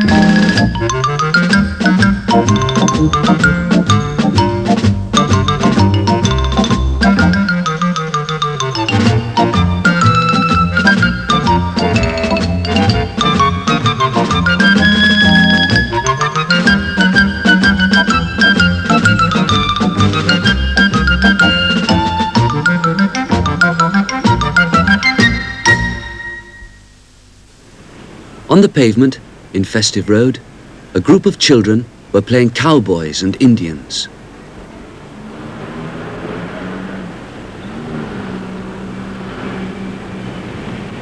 Number 52 is Mr. Ben's house. Mr. Ben was indoors reading a newspaper. He read that a cowboy film was showing at the cinema. Mr. Ben liked cowboy films, and he decided to go and see it.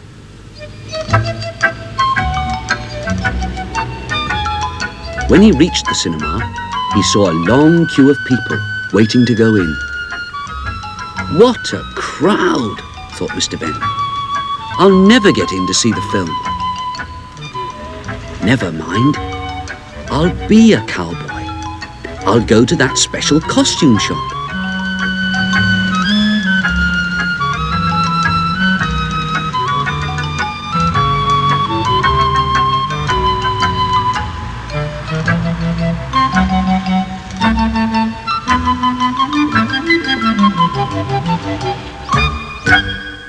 Inside the shop, as if by magic, the shopkeeper appeared. "Good morning, sir," he said. "You look as if you know which costume you want today." "Yes," said Mr. Ben, "the cowboy outfit." "Certainly, sir," said the shopkeeper. Mr. Ben took the outfit into the fitting room. Inside the room, he changed into the outfit.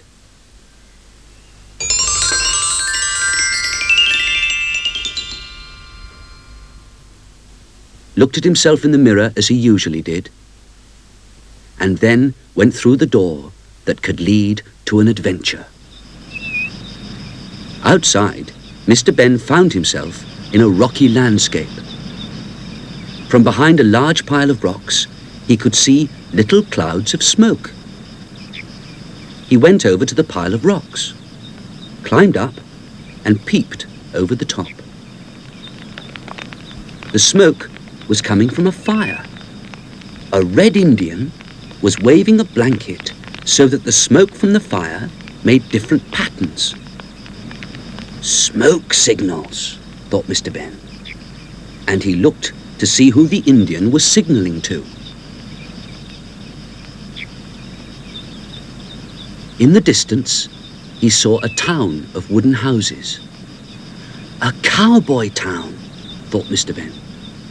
I don't expect the Indian is signalling to them. Then he saw some more little clouds of smoke. They came from a group of Indian tents. Wigwams, the Indians called them. Mr. Ben decided to have a closer look. When he reached the village, he kept out of sight behind one of the wigwams. He could hear the sound of drums. Carefully, he looked to see what was happening. He saw a group of Indians dancing round a pole, a totem pole. The totem pole was carved and brightly painted.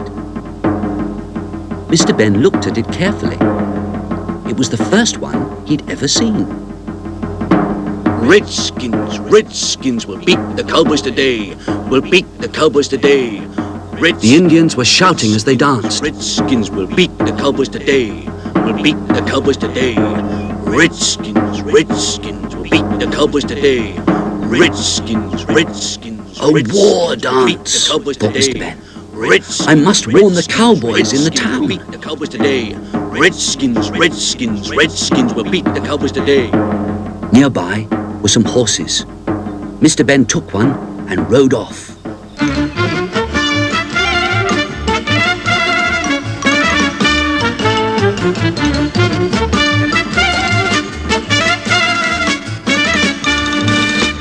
In the town, Mr. Ben fired his gun to attract attention. The door of the jail opened and the sheriff looked out. "Look out! The Indians are coming," called Mr. Ben. "They say they're going to beat you today." "We're ready," said the sheriff. "They'll probably beat us. They always do. Still, it's a good game." "Game?" said Mr. Ben. "The hide-and-seek game, of course," said the sheriff. "Every week, the Indians play hide-and-seek with us cowboys. An Indian and a cowboy both hide. Then the Indian team looks for the cowboy, and the cowboy team looks for the Indian. The team to find the hider first wins. Every week the same thing happens. The Indian vanishes and we never find him. Sometimes the Indians don't find the cowboy, but even then it's only a draw. We never win." Just then, the Indians arrived. They smiled and waved and said they were ready to beat the cowboys again.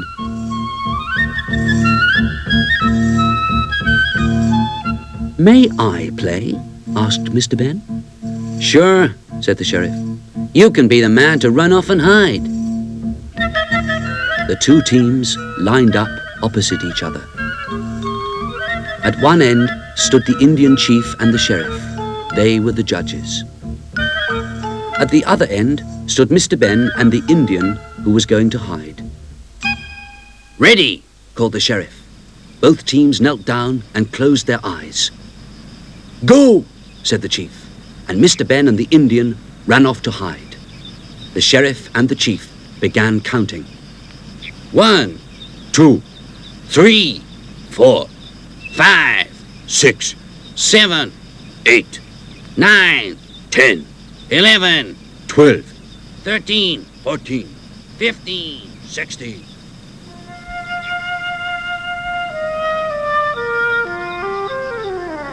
Mr. Ben peeped over the edge of the rock where he was hiding.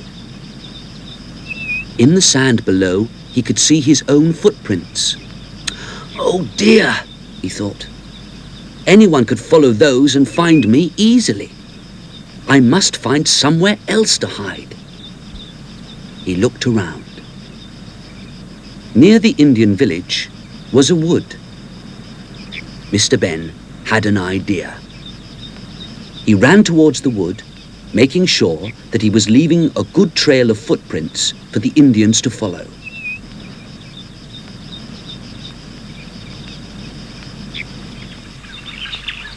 When he reached the wood, he climbed into a tree.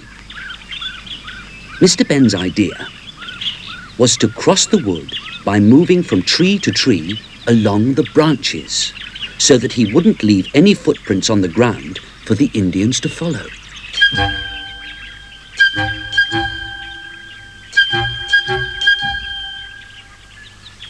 When he reached the other side of the wood, he was very near the wigwams.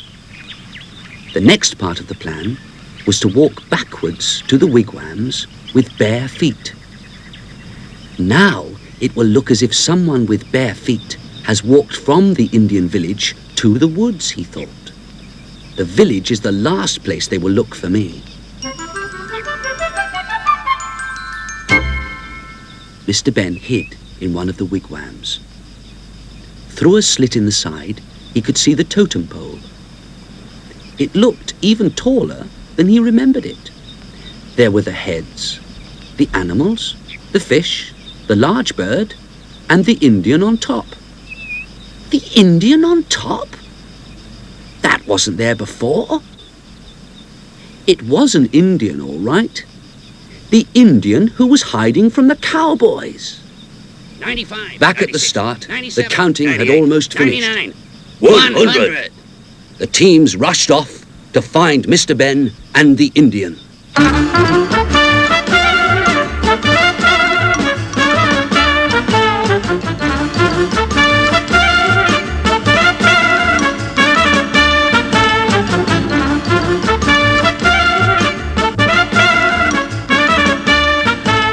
The Indians easily followed Mr. Ben's footprints to the wood. But at the wood, it seemed that he had just disappeared.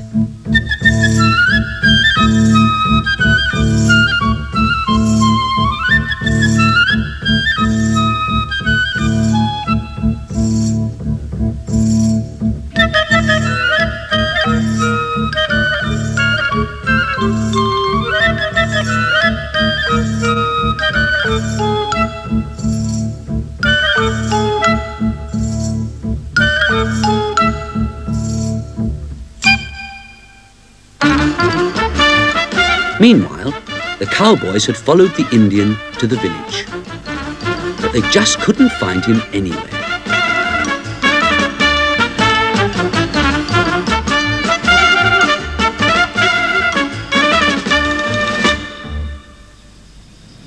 Inside the wigwam, Mr. Ben had been busy. He'd tied a feather to the end of a long stick. Now he was ready to carry out his next plan.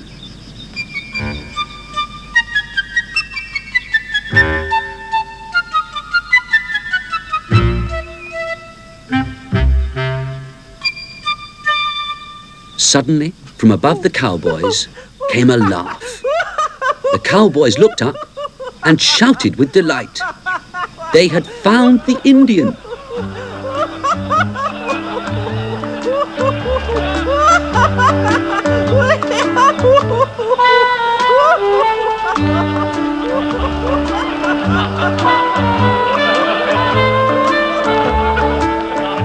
Then they saw the stick with the feather.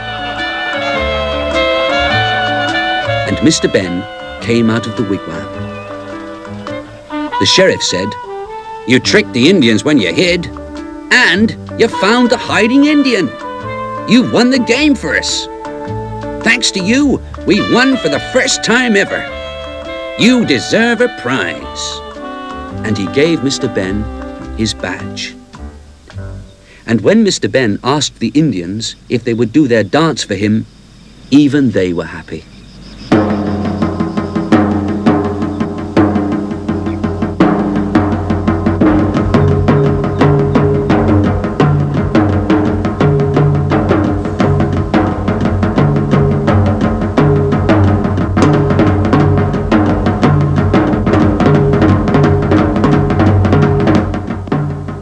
Suddenly, a man appeared. He asked Mr. Ben to show him where he had hidden. Mr. Ben went back into the wigwam, and as he did so, he found himself back in the fitting room of the shop. Mr. Ben changed back into his own clothes.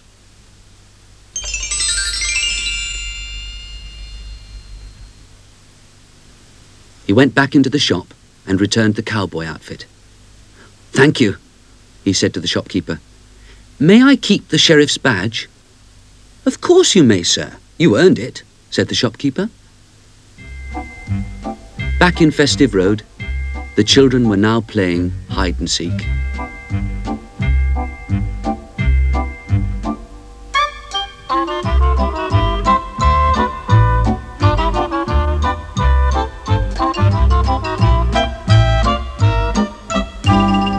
At his gate, Mr. Ben looked at the sheriff's badge.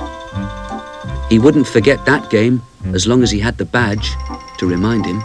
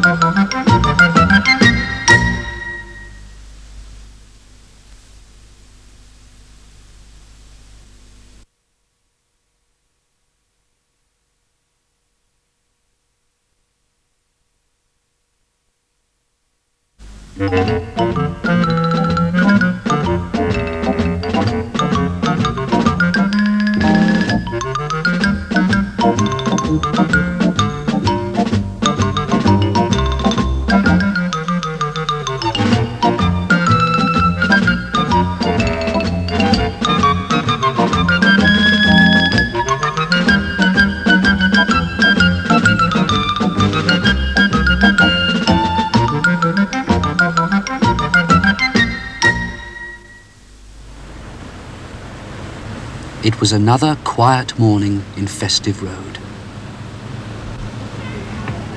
At number 52, Mr. Ben thought he heard some laughter, and he looked out of his window. He saw Karen juggling with 3 balls.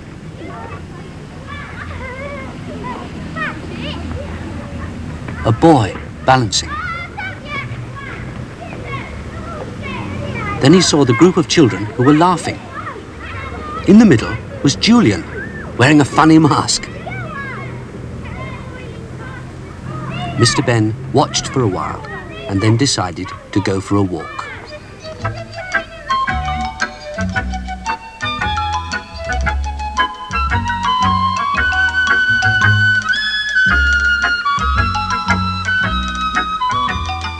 Mr. Ben was on his way to the special costume shop, the shop which adventures could start from.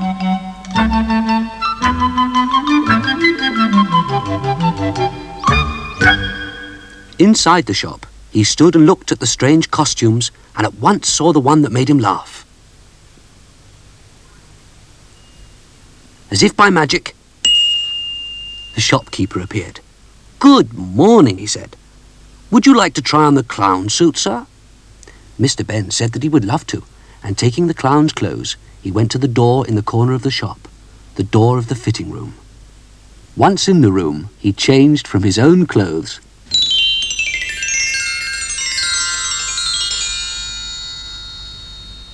He didn't spend a long time looking at himself, but turned to the other door of the fitting room, the one which could lead to adventures. Mr. Ben walked through the door, wondering if he would come into a circus ring.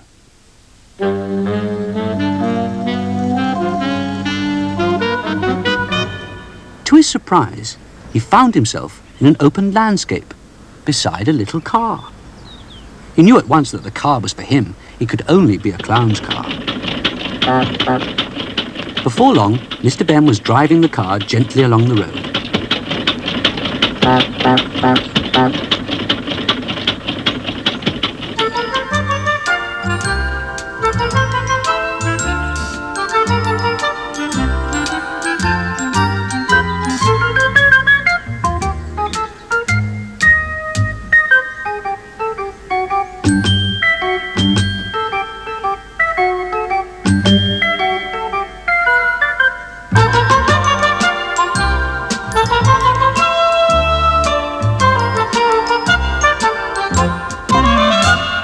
Everything was going very smoothly until Mr. Ben was about to go round a bend. Then the car started to behave very oddly.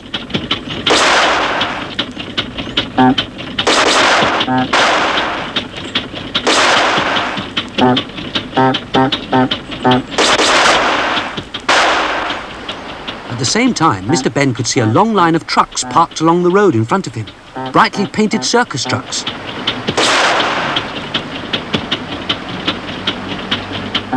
There was just room for the clown's car to drive past. At the front of the queue of trucks stood all the circus people with their backs to Mr. Ben. The little car made such a din that everybody turned to look. The car stopped with a bang. And Mr. Ben fell out. Everybody laughed. They made Mr. Ben feel quite welcome, and they asked him to help them with the circus for a while. "If we ever get to the next town," said a voice, and everybody became quiet again and turned to look the other way. For the first time, Mr. Ben saw why they were all stopped. A bridge they should have crossed had fallen down, and they couldn't go on. The circus folk were beginning to argue about the bridge. The strong man wanted to fill the gap with huge stones. The others told him it would only stop the river flowing. The tightrope walker wanted to put a rope across and balance everything over. But they'd never manage with the elephants. The conjurer said that he could make pieces of wood and stones balance for them to cross, but nobody thought that that would be safe. Everybody was suggesting things which they did in their circus acts. The stilt man wanted to make extra long stilts for everyone, but that wouldn't get trucks or equipment across. "What do you think we should do?" asked the ringmaster. "Well," said Mr. Ben, "you all work together to make a good circus. Well, I think you should all work together to make a good bridge." They all agreed.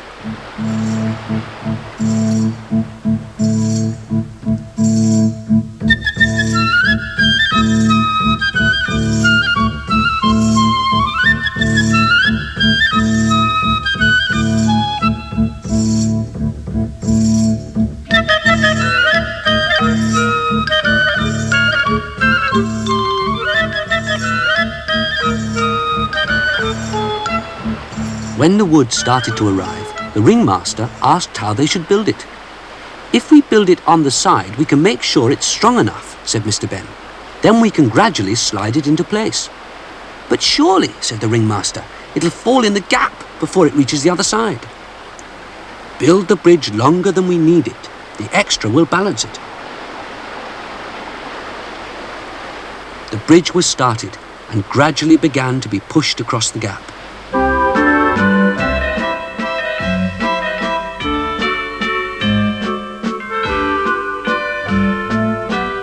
"It would be very useful to have someone on the other side to help it into place," said Mr. Ben.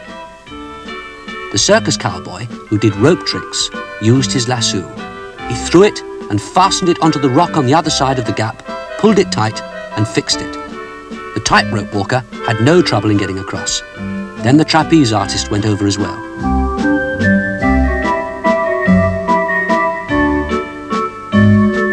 All this time, more wood was being brought, and the bridge went on growing and growing.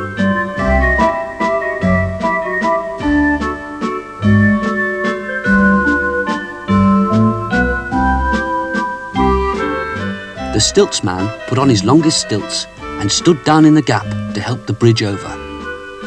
So the work went on building onto the road end of the bridge, and then everyone pushing the bridge further across. At last, it reached the other side. Everyone had played their part, and the bridge was a success. The first person to cross the bridge was Mr. Ben in his little car, still playing its tricks. Then came the whole circus procession. The trucks, the elephants, horses, everything.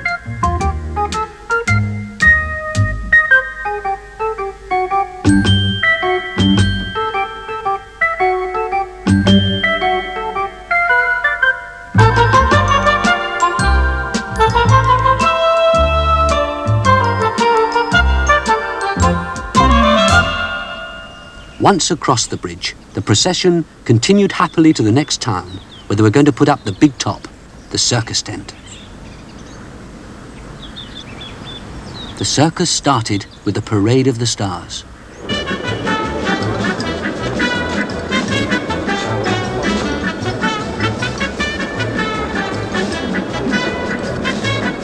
Mr. Ben, of course, drove his little car.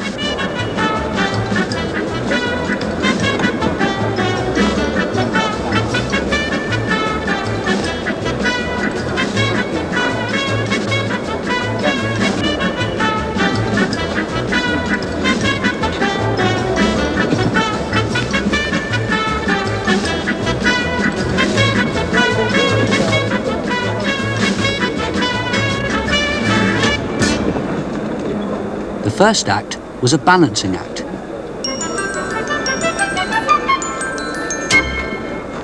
Mr. Ben loved it when lots of things were balanced, one on top of the other.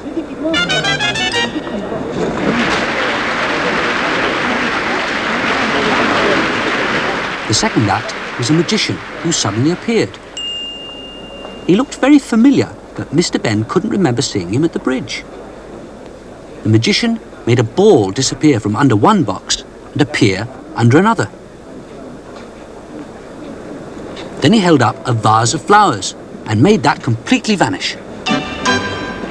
Next, said the magician, I would like to make a real person vanish, and he asked for someone to help him.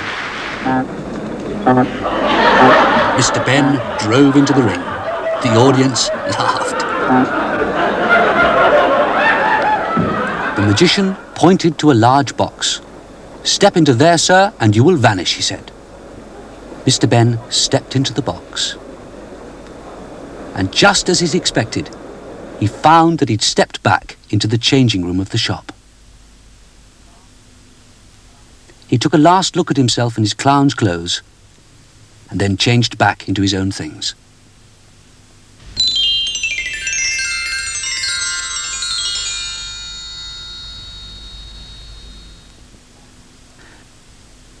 Back in the shop, Mr. Ben returned the clothes.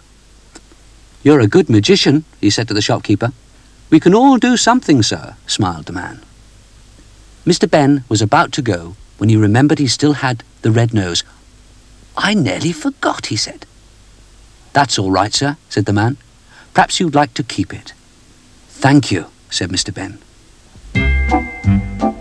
Back in Festive Road, everything was quiet with people going about their business.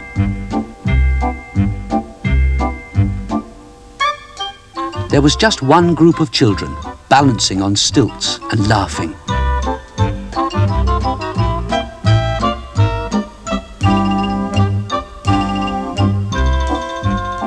At his door, Mr. Ben took the red nose from his pocket and thought of the shopkeeper. How kind, he thought. It's just what I needed to help me remember.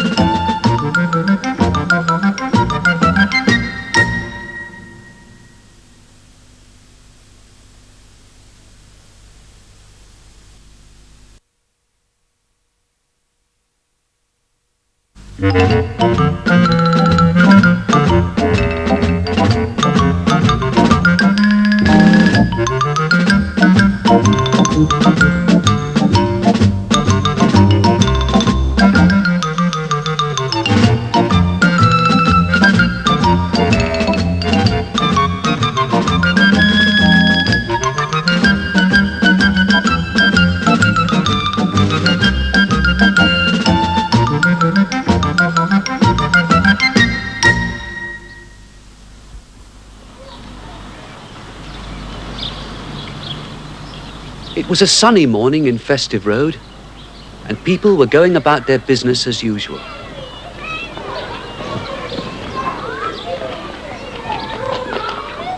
At number 52, Mr. Ben was going for a walk.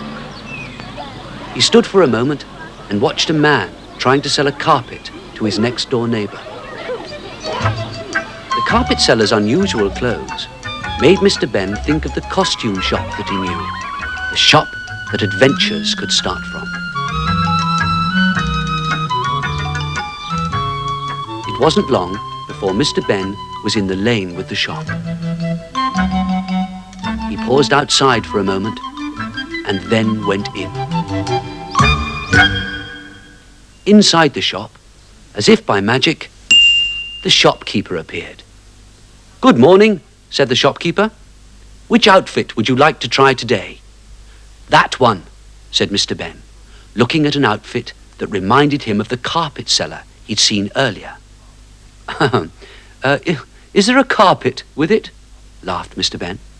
"Yes, quite a special carpet," smiled the shopkeeper. Mr. Ben took the clothes into the fitting room, changed quickly,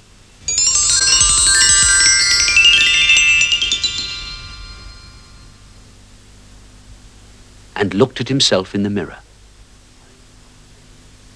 Then, carrying the carpet, he went through the door that always led to an adventure. Outside the door, Mr. Ben found himself in a sandy place. Wherever he looked, there was sand. Nothing but sand. "Time for a think," said Mr. Ben, and he spread the carpet out and sat down. As soon as he sat down, the carpet started to move. "A flying carpet," said Mr. Ben.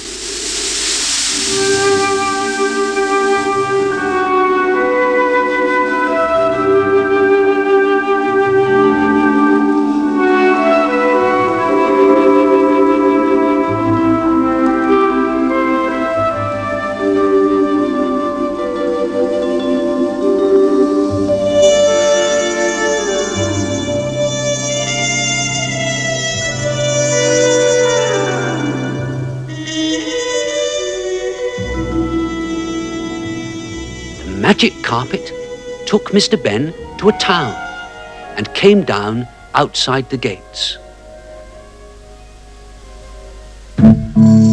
Mr. Ben went into the town and looked around.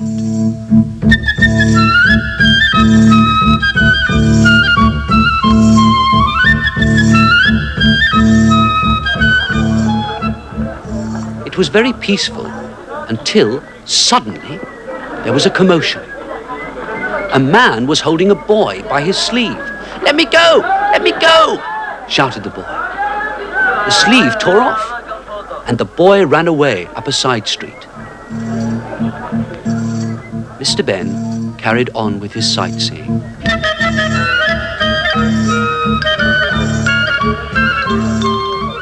After a while, he came to a square with a pond where some children were playing. He stood and watched them.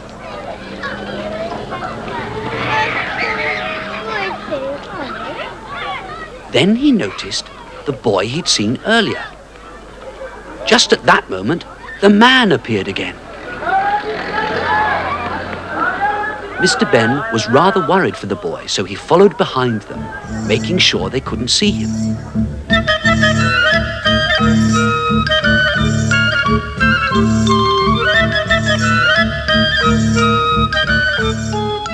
The man took the boy out of the town.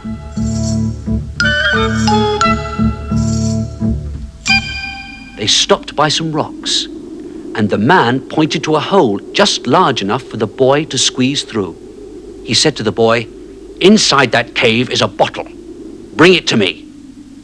Mr. Ben watched as the boy was pushed into the cave. And it was not long before his head reappeared through the hole. "The bottle! Where is the bottle?" asked the man. The boy held up an old green bottle. The man looked pleased, but before he could take the bottle, a huge bird snatched it and flew off.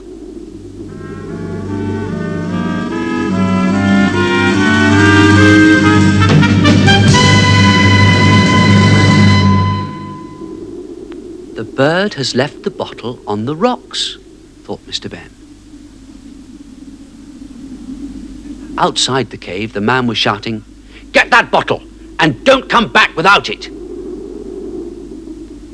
When the man had gone, Mr. Ben went over to the boy and said, "I'll help you get the bottle back."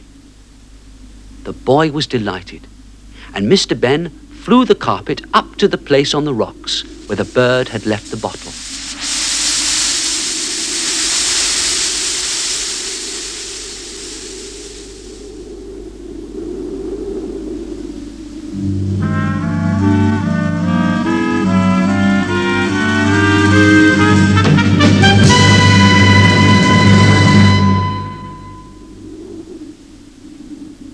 "I wonder what's in the bottle," said Mr. Ben. "Let's see," said the boy. A large man appeared and said, "I am the genie of the bottle. What is your wish, O master?" "Genie?" said Mr. Ben. "What's a genie?" "Well, I am a genie," said the genie. "I can do anything by magic, but I must obey the person who opens the bottle and lets me out. As you let me out," the genie said to the boy, "I must obey you. What is your wish? What do you want?" "I don't know," said the boy. "Could you get back into the bottle for a bit while I think, please?" And the genie vanished back into the bottle. The boy said to Mr. Ben, "Perhaps the genie could build me somewhere to live away from the town." "All right," said Mr. Ben. "We'll go and find a place where the genie can build you a palace." They flew off on the magic carpet, past the town, and out into the desert.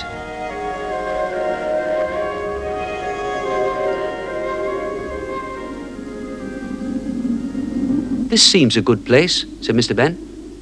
"Open the bottle."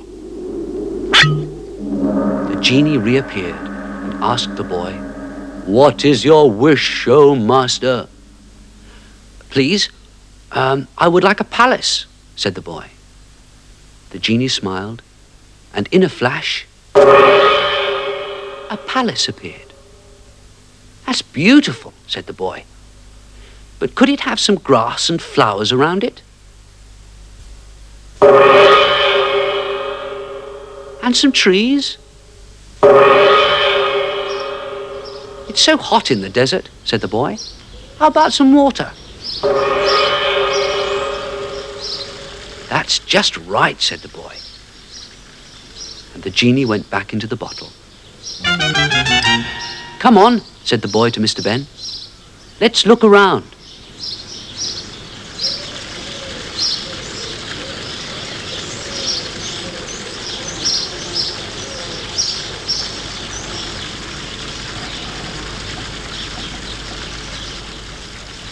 "It's a nice place," said the boy. "But if I live here, I'll miss my friends in the town. And if I go back to the town, that man will make me give him the bottle." "Well," said Mr. Ben, "I've an idea that could put everything right." The boy listened to Mr. Ben's idea and smiled.